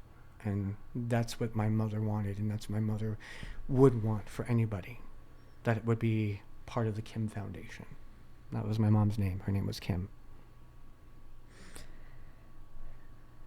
That's incredible. And I know my podcast and my platform are still in its baby stages, if not in vitro stages. I had Nirvana's album flash through my mind when I said that. But if I can give you any support to talk about all of that or promote it even, I would love to give you the space to do so, because what you're doing is incredible. I mean that. I seriously mean that. And I do believe it takes a village. I believe people are better together. So let me work with me if I can. I'll work with you. 100%. Oh no, we got big plans. Okay, I'm gonna bring you out into the world, and we're going to let people see what you are a little bit. I have a bigger spread than you, and I can get you into where you need to go to make you spread your wings and be successful. I appreciate that. And we have people. I only work with good people. All the people that are in my group and in my network are all vetted, and they're about community. They're about the bigger change, the bigger optimistic things. And I think you'll fit just right in there. I know for a fact that we need to be making some changes to be protecting our people. 100%. And you are still protecting and serving people, just not quite in the same way you thought you were back in the day. Yeah, no. I mean, I'm still serving my community, just at a educational level. And also with your love. You have a lot of love that radiates off of you. I do. And sometimes, it's a double-edged sword.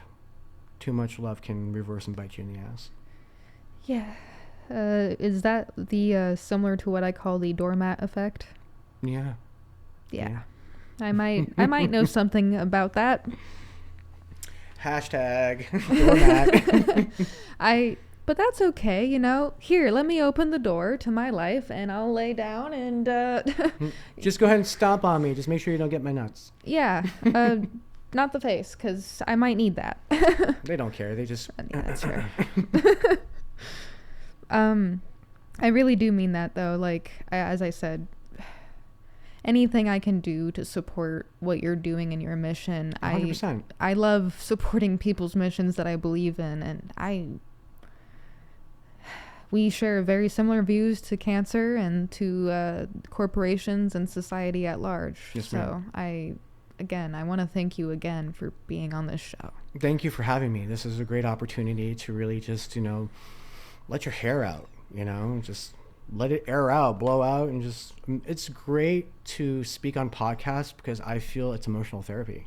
It's a form of emotional therapy because people are asking you who you are, and that's your way of talking and voicing. That's therapy. You're like, man, I feel good now. All right, I'm going to smoke a joint.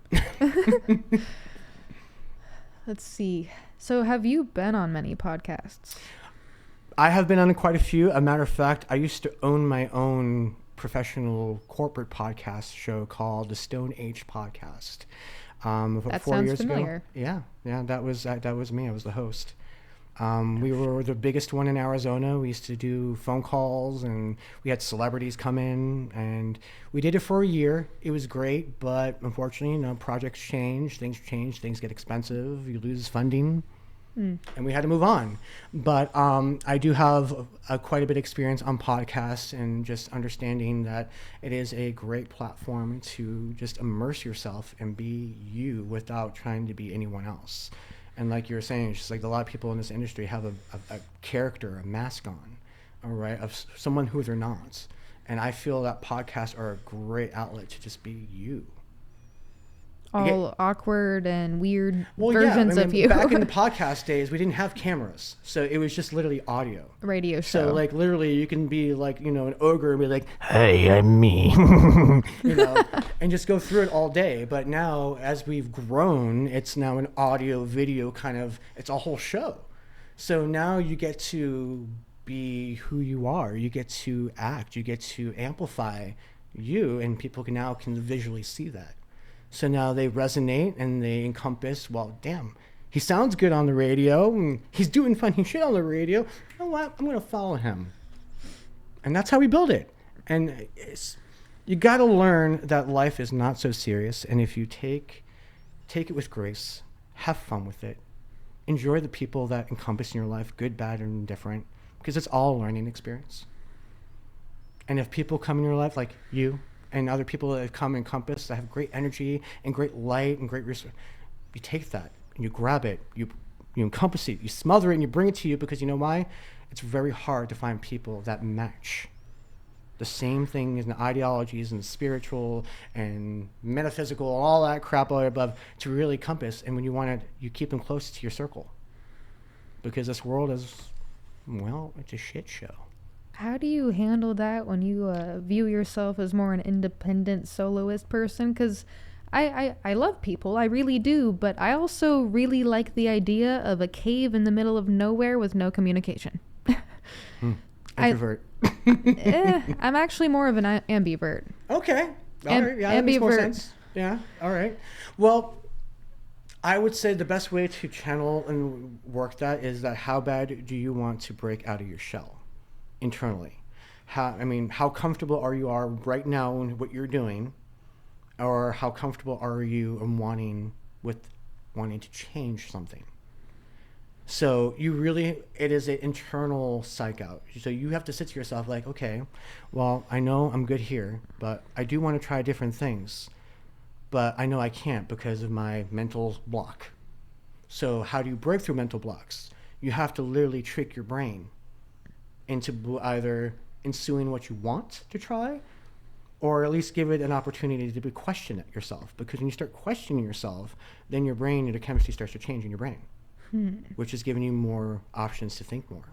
Okay. So it's just understanding who you want. What do you want, hon? Like, if you want to try something new and you're too scared to try it, well, then baby step it. Work it through your brain.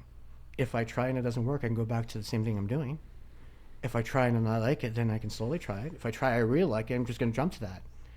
You bring the level scaling of life, it and balancing scaling it. in it, and you're bringing it to yourself to make it more palatable.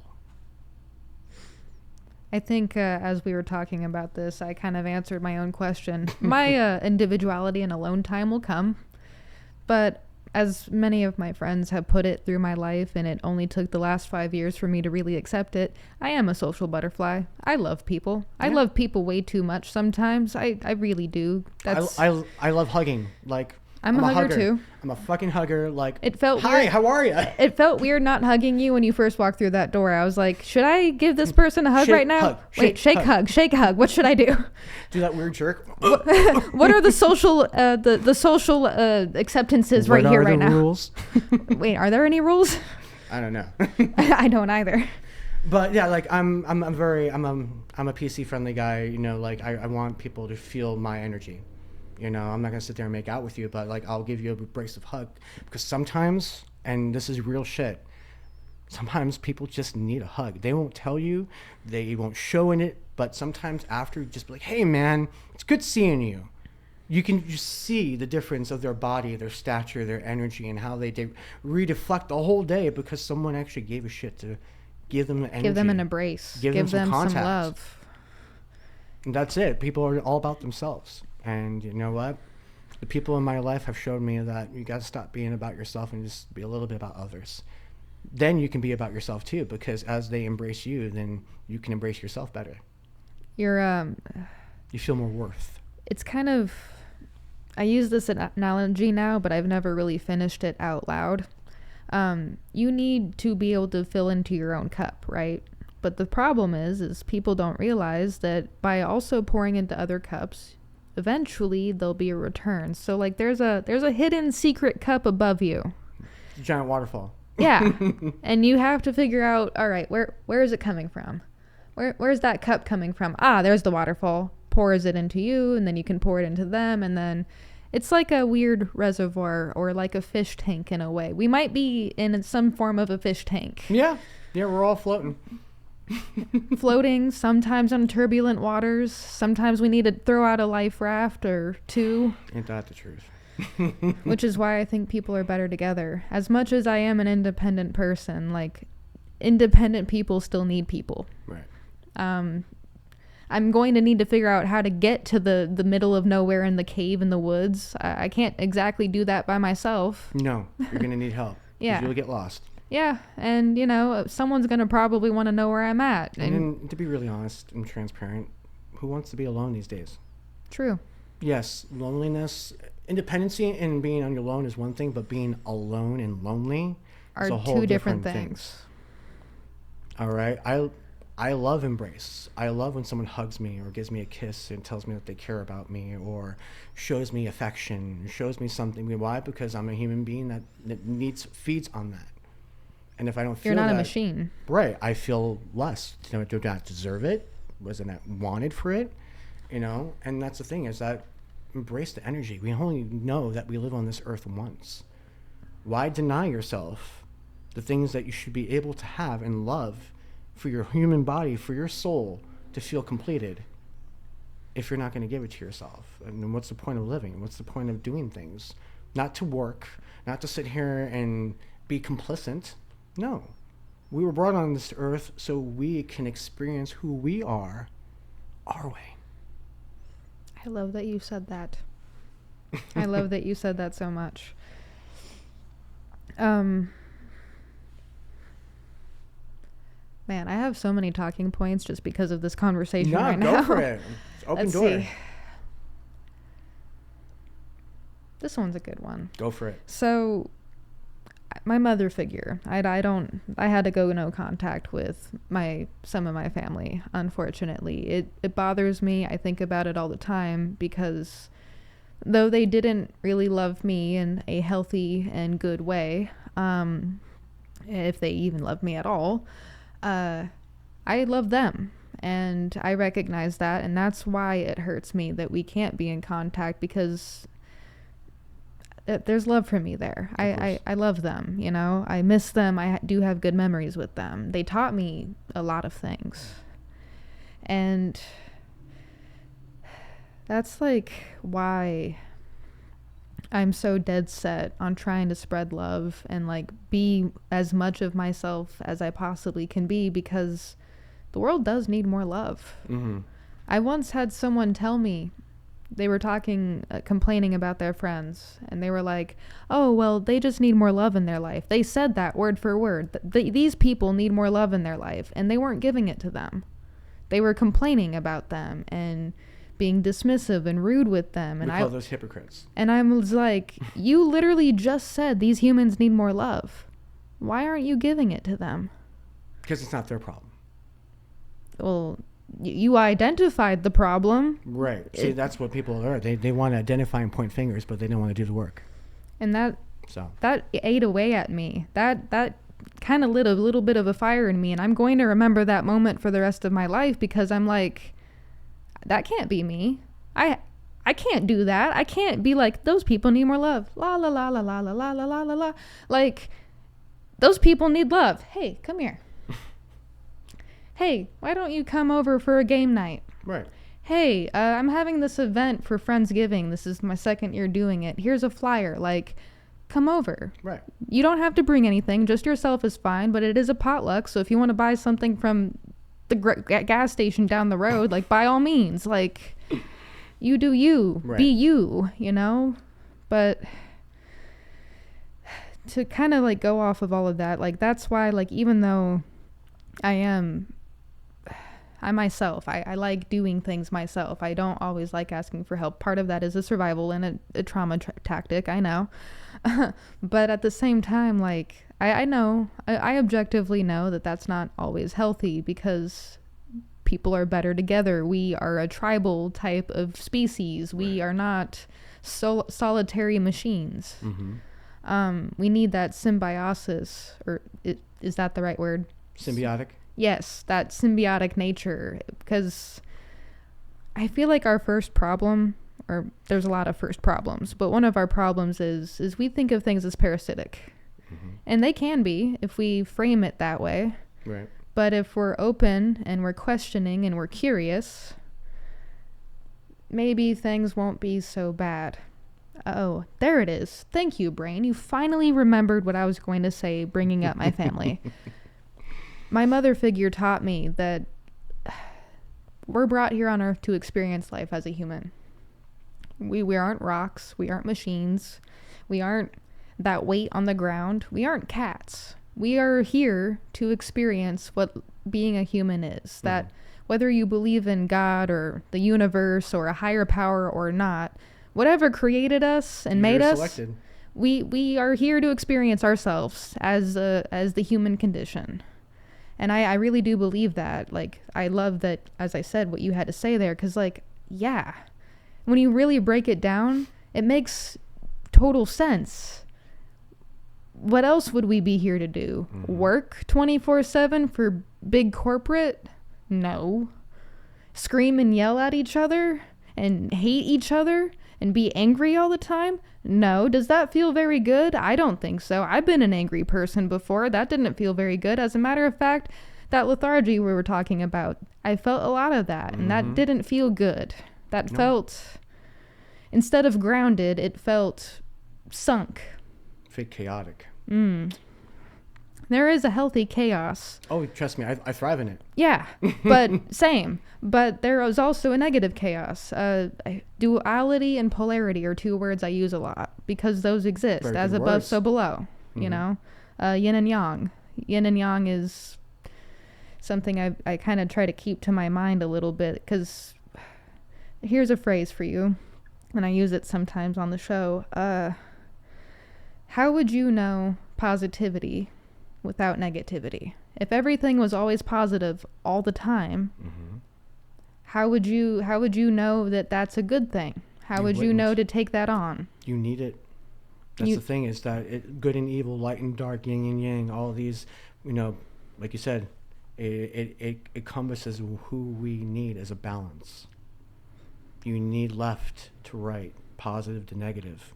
These things are something that in nature need to combine and have an equilibrium of in order to make us who we are. The shadow self and the light self. Peter Pan and his shadow. Peter Pan's shadow was a bit of an ass, if I'm not mistaken. Exactly. It was based on the Dr. Jekyll and Mr. Hyde theme. Ah. Okay, having two versions of himself. Peter Pan was the young lost boy, but his shadow was the rambunctious little boy that would just not listen, do everything against the rules of human. I mean, Peter Pan was growing up to be a man. Mm-hmm. That's why he was very Peter Pan, like, I'm me, I do Captain Hook, blah blah blah. But the real message was that Peter Pan was living a duality of life. He was two separate people. He was a boy becoming a man, and Peter Pan inside from Neverland was the little boy that never wanted to grow up. And we all have a little Peter Pan inside of us. We all have that internal little boy, little girl inside of us that will never grow up, that wants to still be, watch cartoons and, play with the toys. And right? Like I'm a video game junkie. Like when I'm not working, I love playing my games. Especially it's a great bonding thing for my kids because they play games too. So we can we play board games. Like we haven't done it lately, but we used to do every weekend. We'd have board game weekend or night, where the family comes together and we just go ham. It's just the things like that. Like I like family, and hasn't felt so much family since my mom has passed away, but I'm trying to make that feel again, because when I feel I'm around people, I feel whole. I feel my most peak of a human being. I feel that I'm at my best when I'm around good people. I hate talking about myself sometimes, but it's needed. Why not? You should be able to. You have a fascinating life. It's a weird ego pride thing. I don't like sounding like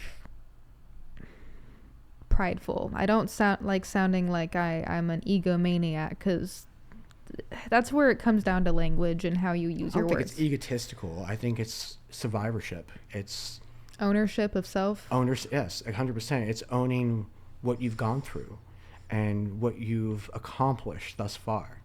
Remember, all the things that you've done in your life past your post-trauma have been milestones for you and accomplishments. Doesn't matter if it's getting up and brushing your hair, or taking a shower, or going to get a job, or going to see a friend. These are many accomplishments that progressed you to be a stronger human being, to find yourself and analyze what really matters to you as a human being while you take breath on this earth. What is it going to do for you? At the end of the day, when you're at the pearly gates and God asks you, did you live your life? Or did you live someone else's life for 100%. Well, I guess on that note then, one of my taglines for the Digital Quill is time. It's teach, inspire, motivate, and entertain. Ooh, and at one point, I was like, wait a minute. Because the full phrase is, hi, like, let me teach, inspire, motivate, or at the very least, and probably the easiest, entertain you. Because everyone wants to be entertained, right? I mean, we wouldn't have cinema or books or comics, or video games. But the hardest thing to do is to teach people, because some people don't want to be taught. Some people don't know that they want to be taught. I fall into those categories sometimes. But the other thing is that I started that phrase, I think, in 2022. Okay. And then I think it was last year, maybe a year after I had started that phrase, I was like, wait a minute. This is me giving my time to people. What about myself? Where am I taking into account, like, my timeline, my tag? Right. And I'm like, okay, well, by teaching, inspiring, and motivating people, they're also giving me the ability to travel. I haven't done a lot of traveling, but I have done some. Okay. I'd like to do more at some point. I get to meet and make things with people. Like, I get to make this show with you right now. And I get to meet you. Right. I get to experience you and explore with you. Like, the kind of conversations we've had, I mean, I could have by myself and talk to myself till I'm blue in the face, but what fun is that? None.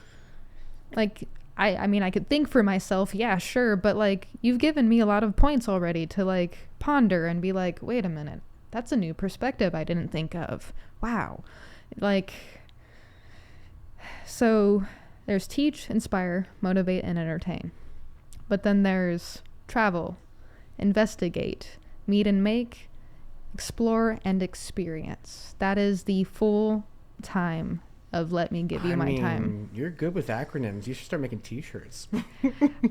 When I was writing poetry, I did that too. I love writing poetry. That was like the first thing I started doing before I started writing little short stories. I was an OG of haikus. I love haikus. My favorite format besides haikus and prose and free verse is acrostic poems. Oh, okay. That's actually kind of why time even exists, is because I love acronyms. I love a good acronym. If it makes sense and you can like understand it and it's rememberable, it's like, oh yeah, time. You would have loved the military then. Acronyms are like all they live on. I wanted to join the military and I kept wanting to join the military, but mostly it was an escape. And I'm kind of glad that I didn't, because it's the wrong time to do it now. Yeah, it is. And at 18, almost 10 years ago, it would have also been the wrong time.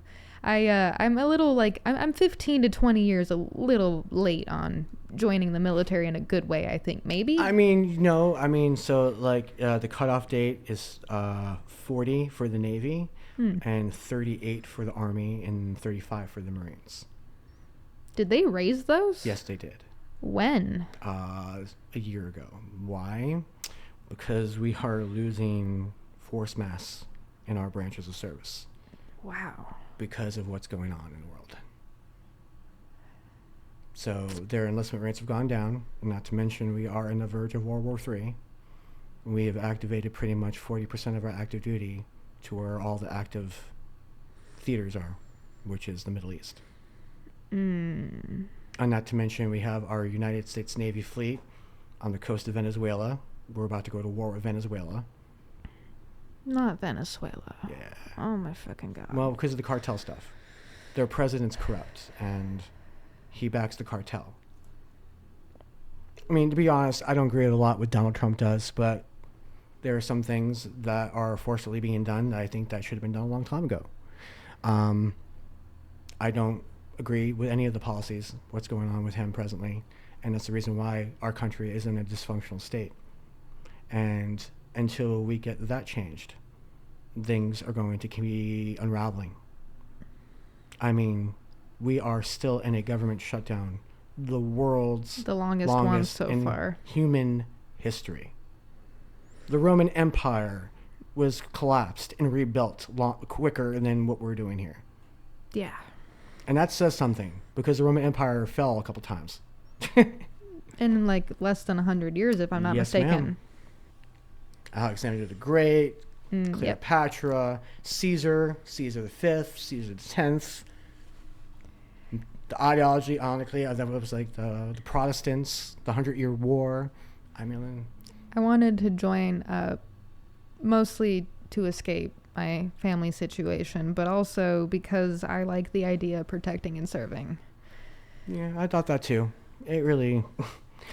the protecting and serving part, to be very transparent with you, is already there and embedded.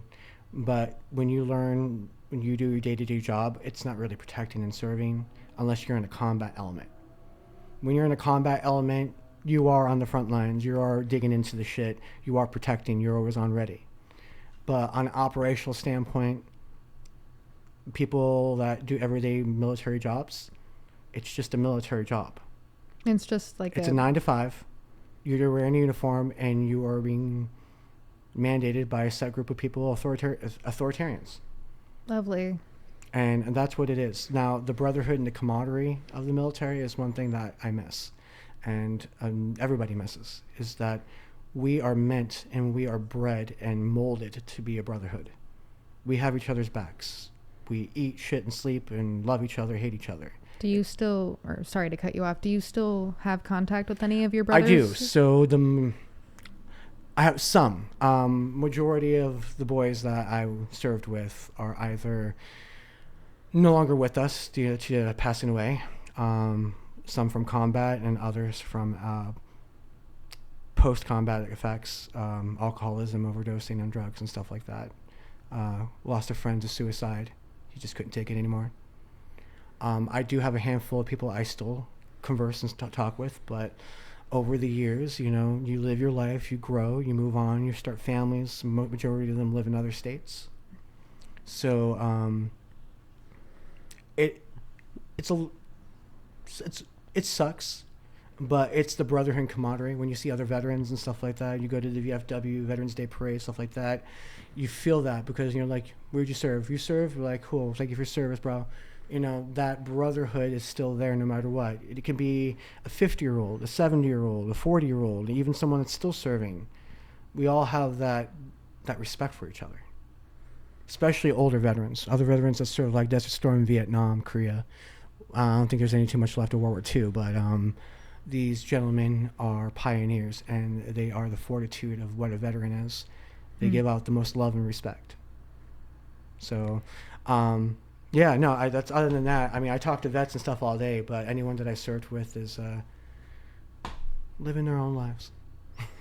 That actually brings up a couple of good questions I have that I don't really get a lot of opportunities to ask. Sure. I do know some other friends of mine who are combat veterans and stuff like that. Just for sake of not naming names, because I'm not sure I'm allowed to at the moment, but I know that they also go through their own suicidal ideations and stuff like that. We all do. How would I best support them besides just being there and giving them an ear? Like, in those situations, what do I say? What do I do to help them, to maybe save them from that darkness? Show them what's worth living for. If these people are close to you and you're in a state of trying to save them, use key points that you know that would keep them want to be there. If they have children, use that. They have a wife, use that. They got a family, use that. You use things to show them, because right now they're closed-minded, they're tunnel vision. We've all been there. I've definitely been there. One direct mind. No, it's not anything else. It's what I'm thinking. No one else understands me. No one's listening. No one cares. And you fucking sabotage yourself. Where the help comes is where someone can penetrate that. And the only way to penetrate that when you're so blocked is to use shit that really works. Like for me, when I got into my suicidal attempts, it was my son. Having my friend look at him. Showed me, I had his picture on my phone. Look at his fucking picture. Look at him. Look at that little boy right now. Do you want to not be there for his first day of school?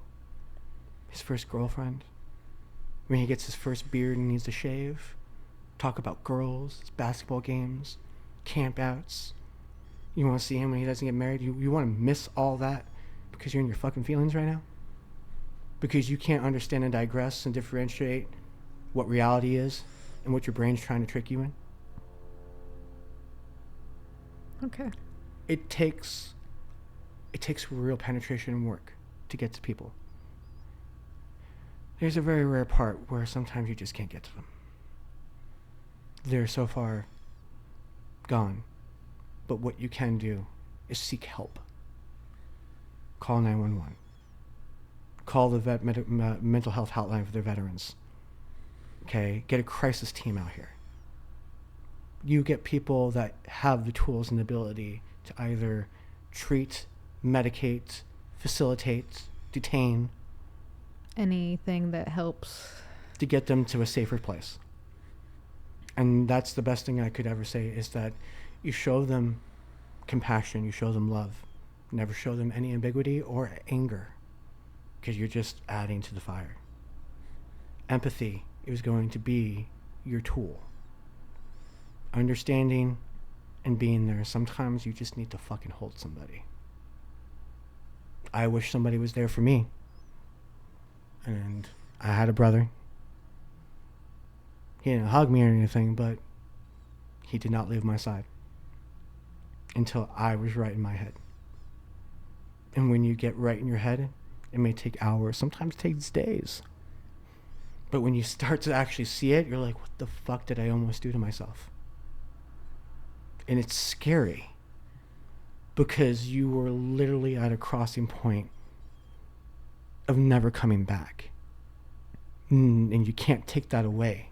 And when you start to really process that, it is the most scariest thing.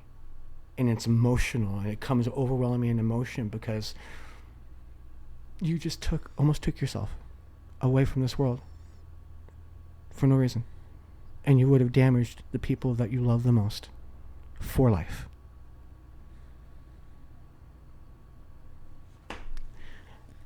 Thank you for sharing that. I'm sorry that No, don't be sorry. This is a great platform to really people to have a true deep understanding and true emotions and feelings.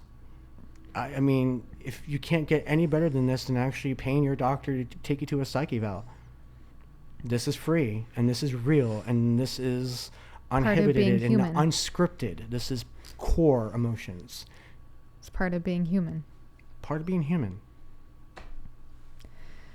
That's why I like asking saying I like asking the hard questions makes me sound like a sadist. It's why I appreciate the value of asking hard questions, because life is hard. What can go on in here? For different reasons, I'm not a combat veteran, but I've tried taking my life 3 times in my life. It's been some time since I've done that, and I think about the person I was back then, and I'm like, if my attempts had worked, I would not have any of this now. No, you wouldn't, but I wouldn't have been able to help some of my friends who are going through their own shit. I've had friends tell me, like, Mars, what you're doing inspires me. Like, I feel motivated now, and I feel weird when they're telling me that, because I'm not great at taking compliments. You're touching people. You don't even see it, and that's the thing. But that's all I want. That's all fucking 6-year-old Mars wanted, was to make people smile and to love life and to feel good in their bodies and their minds. And you're doing it. If I had taken myself out of this story, a lot of people would be unhappy right now. I would have lost more people at this point than I have in my life if I had taken myself out sooner. And I'm glad that I didn't, because now my friends get to have kids. Now my friends get to write their story and keep with their story. And god damn it, I hope you guys continue. Like, I know I say this at the end of every episode, and this is a bit premature, but keep fucking going. Do not stop for fucking nothing, because holy shit, y'all are powerhouses out there. Amen. Amen. And just a little note, you should be telling that to yourself as well. Understand that the impact that you've made with the people that are in your life, you've made a nominal impact. Hell, we've been friends for a little bit, and you made an impact on me. Henceforth, while I'm here, you are doing good things as well. Thank you. Give yourself a pat on the shoulder sometimes, because sometimes, and I know it because I'm guilty of it too, we don't give the credit that is owed to us. I am definitely getting better at that. 20-year-old me would be like, wow, you give yourself a lot more credit. Maybe I should. But here I am at 27. Yeah, 27. I think so. It's a number on a calendar. Well, you're doing amazing. And your message is loud, and it's ambient, and it's powerful. And as long as you have that message, this, my dear, is going to go anywhere you want it to go.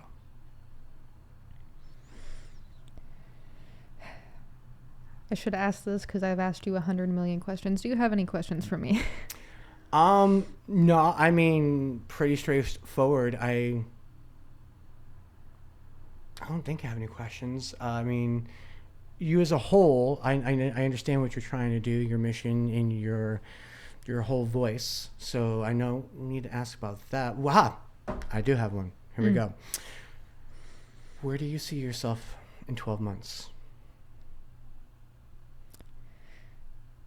That's a different question than where do you see yourself in 5 years?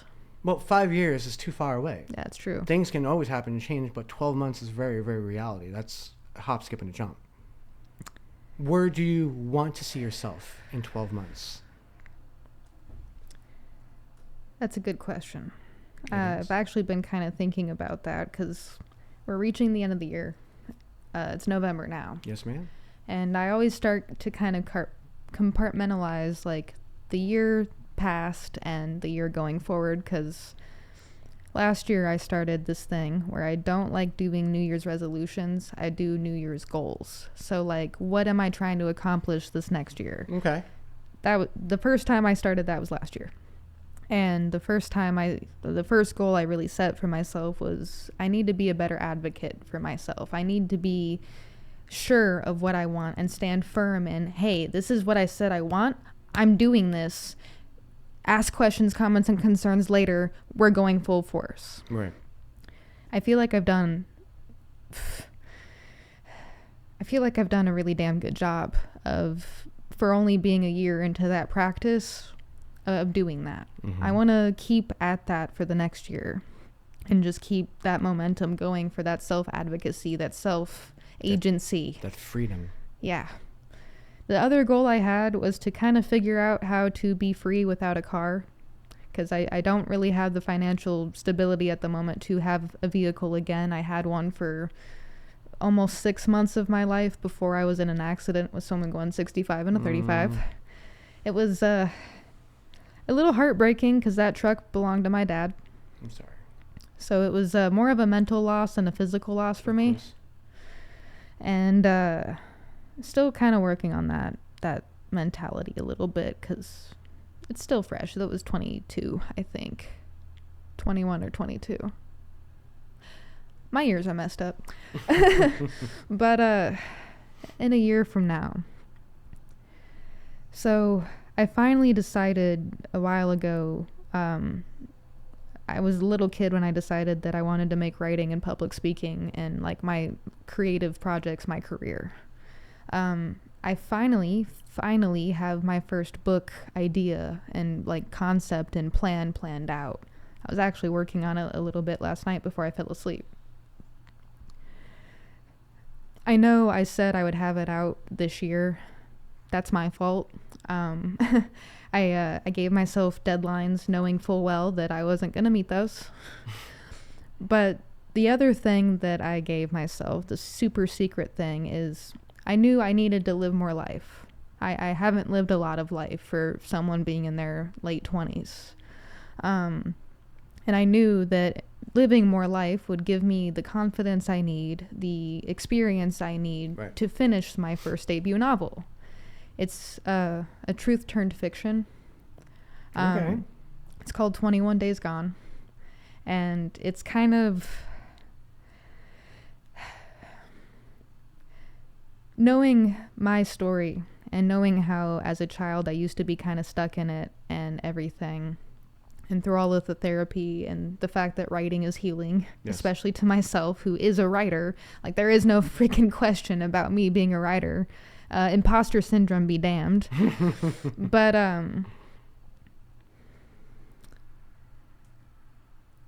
I think I would like to see myself finish that book by November of next year, because I might actually now be at a place where I can finally write it chapter by chapter and have it ready to go for publish and print.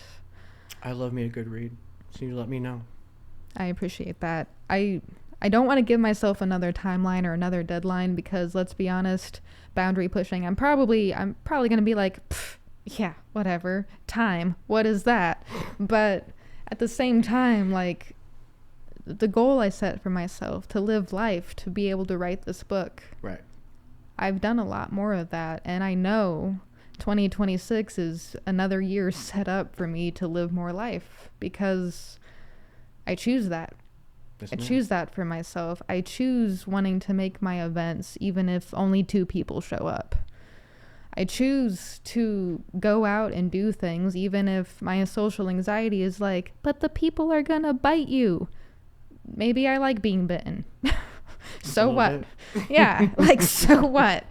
I don't know. It's like, so a year from now, I'm going to have a book in front of me, and it's going to be my first book. I believe you.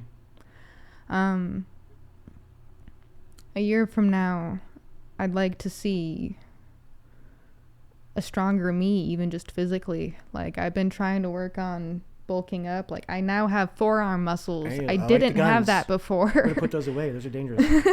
I now have a little bit of pectoral muscles. Didn't really have those before. And I'm like, ooh, what other muscles can I get on and in my body? Gluteus maximus. Yes, I need more of those muscles. I'd like to be able to crush a watermelon with my thighs if I can. Damn, girl. All right. It would be interesting. Beware to all men. Yeah. I mean, gotta be able to crush the skulls of my enemies, right? Oh, you try to pull one on me? All right, well, I'll give you my pudding. But is that from a movie? South Park. South Park. Okay. What episode? I believe it was like season 8. I'm not going to quote it. Okay. But yeah, a year from now, a stronger physical version of myself, and I can see, like, just, it feels right to say that 21 Days Gone is going to be in front of me in print, because this year really has been a test of myself to myself. I put myself through the ringer. I started this show in March. After talking about, hey, maybe I'll do a podcast like for the last 2 years, because I started the blog. I remember that post, actually, when you went on Facebook. You're like, I think we do a podcast. I'm not too sure, but I don't know, maybe you'll see. I don't know. Bye. And yeah, I finally did the goddamn thing. I was one day I was like, I'll start it in the spring. I mean, because I had talked myself through it. I'd worked myself through it. I was like, Mars, you've been doing the blogging thing. You've been really, you've been happy with the writing. You've been writing again. That's awesome. You love writing. But you love speaking too. And I don't think TikTok is the only place you can speak. Mm-mm. And Things Beyond Sound, Spencer over there, he started his own podcast, and granted, in my personal opinion, could he have more guests on and be doing more with it? Yeah. But we all have our issues. We all have our own paths. I can't be too nitpicky about that, because it's not my show, It takes time and progression. I just like seeing people do things. Right. That's my big thing. You're doing a thing, keep doing the thing. It looked like you were having fun. It gives me motivation to do my things too, because watching people do human things, like my TikTok bio says, just a human doing human things. Well, I like it. I like humans who do human things. Like, do your podcasts, right. Do your Twitch streaming and your TikToking and your social media posting. Do all your crunking and your booty whapping and all that. Yeah, like make your story awesome, and content is the new way of life. It's the digital age. I mean, anywhere from good content to bad content to even spicy content. I have a million people, a million friends that all have OnlyFans. Like, it is like the new normal of life now. It's just like, hey, you want my OnlyFans? Like, nah, I'm good, bro. Let's keep it profesh just a minute. just for a little bit. But it's the new norm. I'm just saying that it's just content is just a normalized thing now. It doesn't matter what it is. Take a picture, take a selfie, do a blog. Write a book.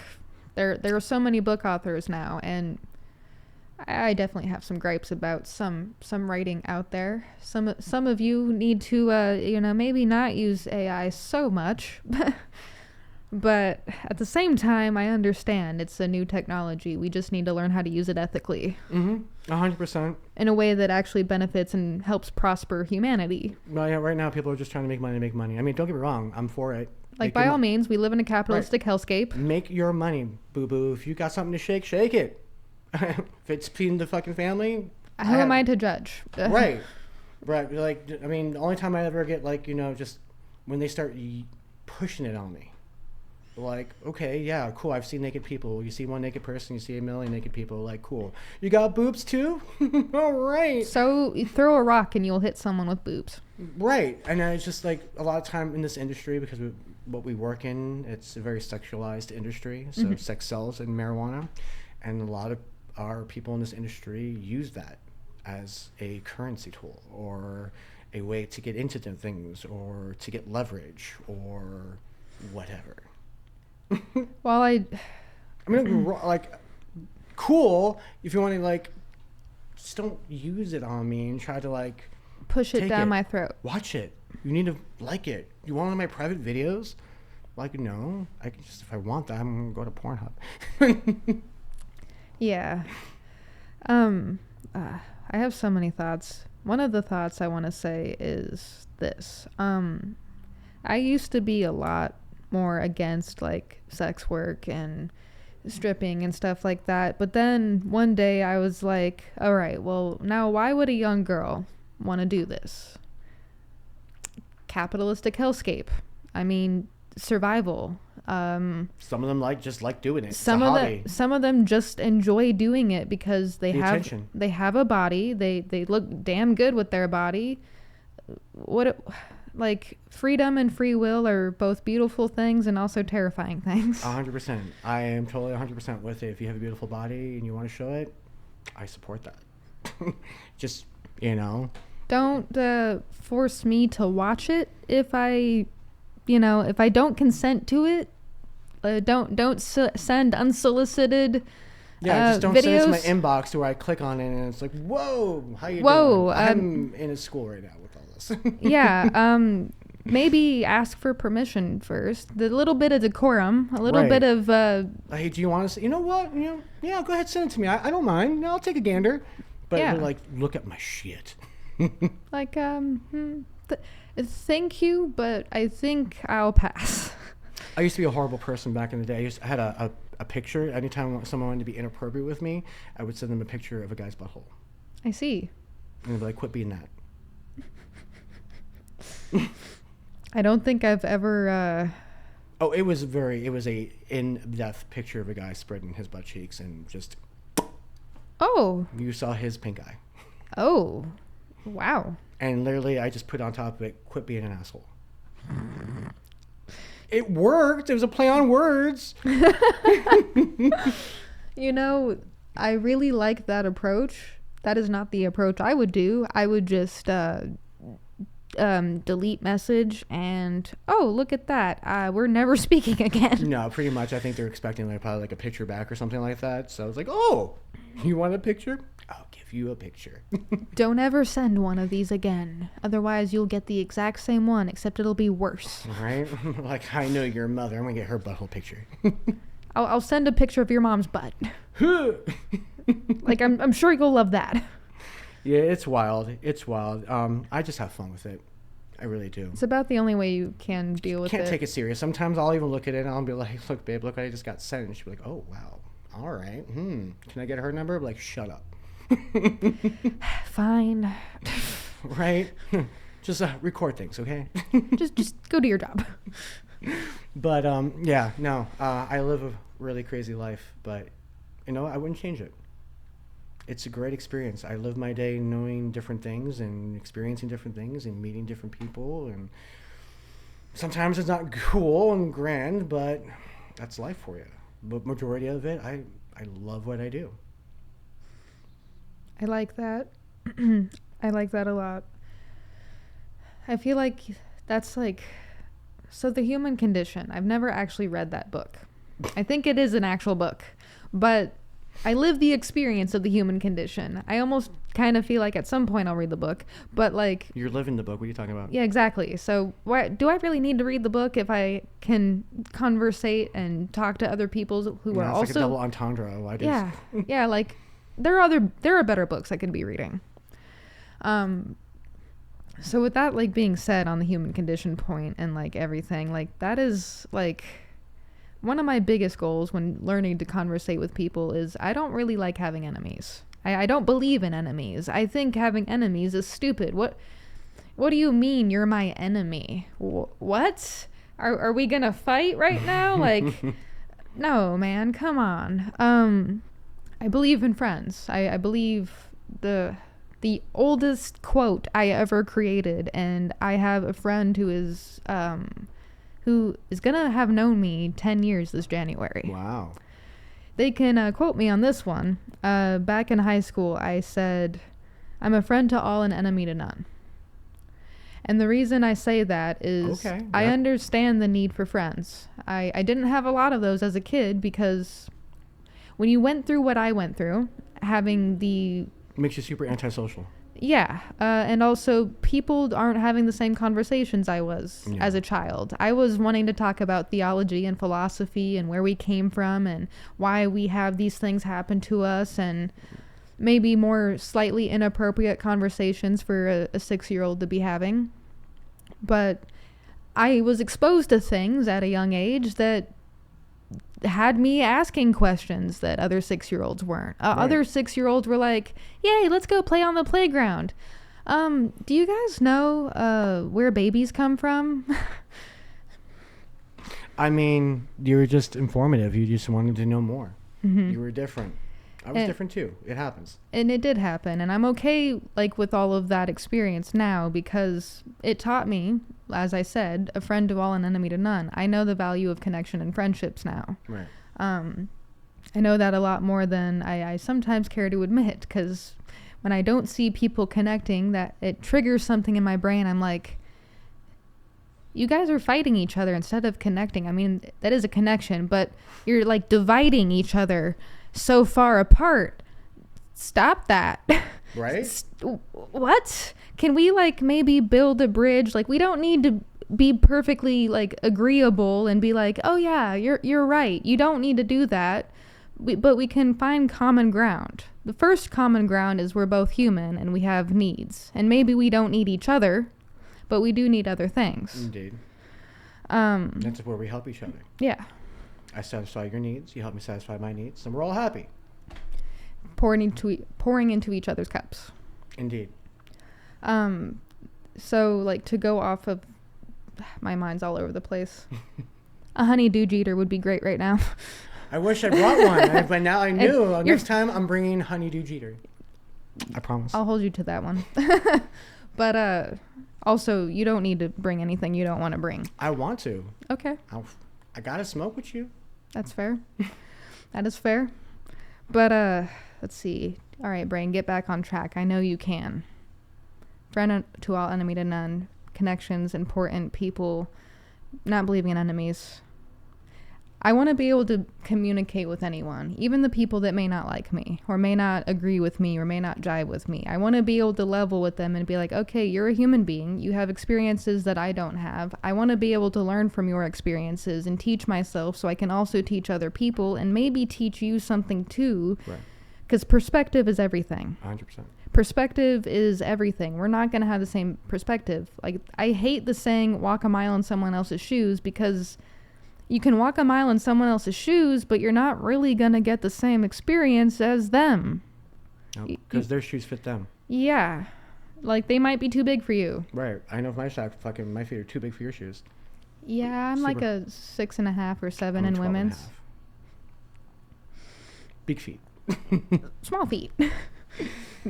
Arguably, I think I actually had the smallest feet in my family. I think all the women in my family were 9s. I've never met a woman with big feet before. Every girl I've ever been with has been small-footed. Interesting. Like my wife, I think she wears a size 6.5.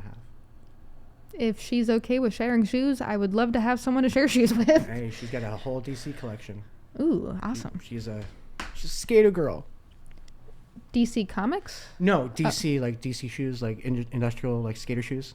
Oh, wait, does she actually skateboard? She used to, back in the day. My daughter skateboards. My son broke his leg skateboarding. I have a pair of $400 roller skates that I need to learn how to use. Oh, easy. Let's go. I'm down. I can rollerblade you all day. Okay, cool. It is not the inline blades, though. No, it's all right. It's still centrifugal force. So literally, you're pushing off to gain acceleration. That is kind of the movements I was starting to learn a little bit until I fell on my butt and decided to leave. All you do is you push left, you push right, you push left, you push right, you push left, you push right, you get faster. Is it like a dance? Yeah, it's like momentum. So literally when you push off, you're pushing left, you start pushing, and you push right, and you go faster, and you're building momentum. And then if you have the 4 skate runs, you have the brake in the front or the back. And then you learn how to pivot your feet to how to slow things down. It's all about equilibrium too. Okay. I do have fairly decent balance just in general, so what's up? That'll help me in the endeavor of learning. You let me know when you want to learn, and I will come over, and you'll be rollerblading within 30 minutes. All right. Duly just noted. get you a giant pillow to wrap around your ass when you fall. So that might be helpful. do airbag method. I do have the helmet, the knee pads, the arm pads, and the wrist guards. Yeah, that doesn't stop your ass from getting banged up. Yeah, that's true. And that's one thing you don't want a sore ass. That's fair. I do sit on that sometimes. Like, God, son, my ass took a pounding. No one was here. Well, that's also no fun. No, I'm kidding. Right? I need someone here to help. Help, I've fallen and I can't get up. My butt's sore. Someone ice it. But, where was I? Like, yeah, that's, like, why I love conversating is because, like, I do want to learn how to conversate with people that may not, like, fuck with me. But, like, that's the problem, is even if you may not fuck with me, there's a damn good chance I fuck with you to some level. Or you fuck with someone and that fucks with you. Yeah. Yeah. It's a small community. People know somebody. And that isn't that, like, the rich tapestry that is the human condition? Mm-hmm. Like, it's... You can be so wealthy just with knowledge and with connection that money no longer really matters. And that's why my mom told me I was a very rich man. I was like, Mom, I only have $100 in my bank account. And she was like, honey, you don't understand. You're so rich because you're one of the smartest people I've ever met. I was like, you're my mother. You're supposed to say that. And she was like, no, I don't have to say that. I can tell you that you're a dumbass. And that resonates with me. I know I'm a very educated person. I know that I'm smart. I know what I do. And I'm just like you. I don't like to hear it as much as I should, because it's not what we're here for. We're not here for self-gratification. We're not here to have people be like, you're amazing. No, I mean, yeah. I'm just me. I'm just me. And the sooner that people accept that, the sooner that people can just see that there are decent people in this world. It doesn't have to be like it is now. I fully agree with you. Yeah. Well, I am honestly kind of running out of steam for this wonderful, amazing conversation. No worries. So I feel like we might have come to a good point to wrap this up today. Yeah, I'm 100%. Okay. This was an amazing experience. It was an amazing opportunity to speak to you guys and to speak to the amazing Mars. Thank you. And you just talk a little about everything, about community, cannabis, mental health, ways of life, physiology. I mean, that's what a podcast should be about. It's just opening the spectrum to talk about anything that you can manifest and feel that is continuative to what you're talking about. Indeed. Thank you very much, Stephen. Thank you for allowing me. And please let me know anytime you want me on. I would be more than happy to help you. So you free next week? No, I'm kidding. I think I am free next week. If you're serious, let me know, and I will have Lisa, my marketing manager, reach out to you, and she can give you my schedule. Okay. Much appreciated. No, I think you have something here that can definitely grow to be something really stellar. Thank you. Well, as always, humans of Earth and the Digital Quill family, thank you for tuning into this episode today. Today is going to be a bit special. I usually, when I do weekend episodes, I usually record them and then put them up on Monday. But for the first time ever, a weekend episode is going to be coming out on the day of. Woo! So, happy Saturday, guys. Happy Saturday. Happy Saturday, guys. You have a great day. Stay lifted. Follow us on Instagram and social media, and make sure to keep following on Mars's podcast, because I'll tell you what, she's going to have some things to talk about real soon. And I'm going to have Stephen here send me any and all links that he can to any of his socials or products or... 100%. I will send you links to our social medias, and then also I'll send you our event link on all the events that we work with. Perfect. Thank you. As always, humans of Earth, keep going. Don't stop, and I will see you next time. Peace.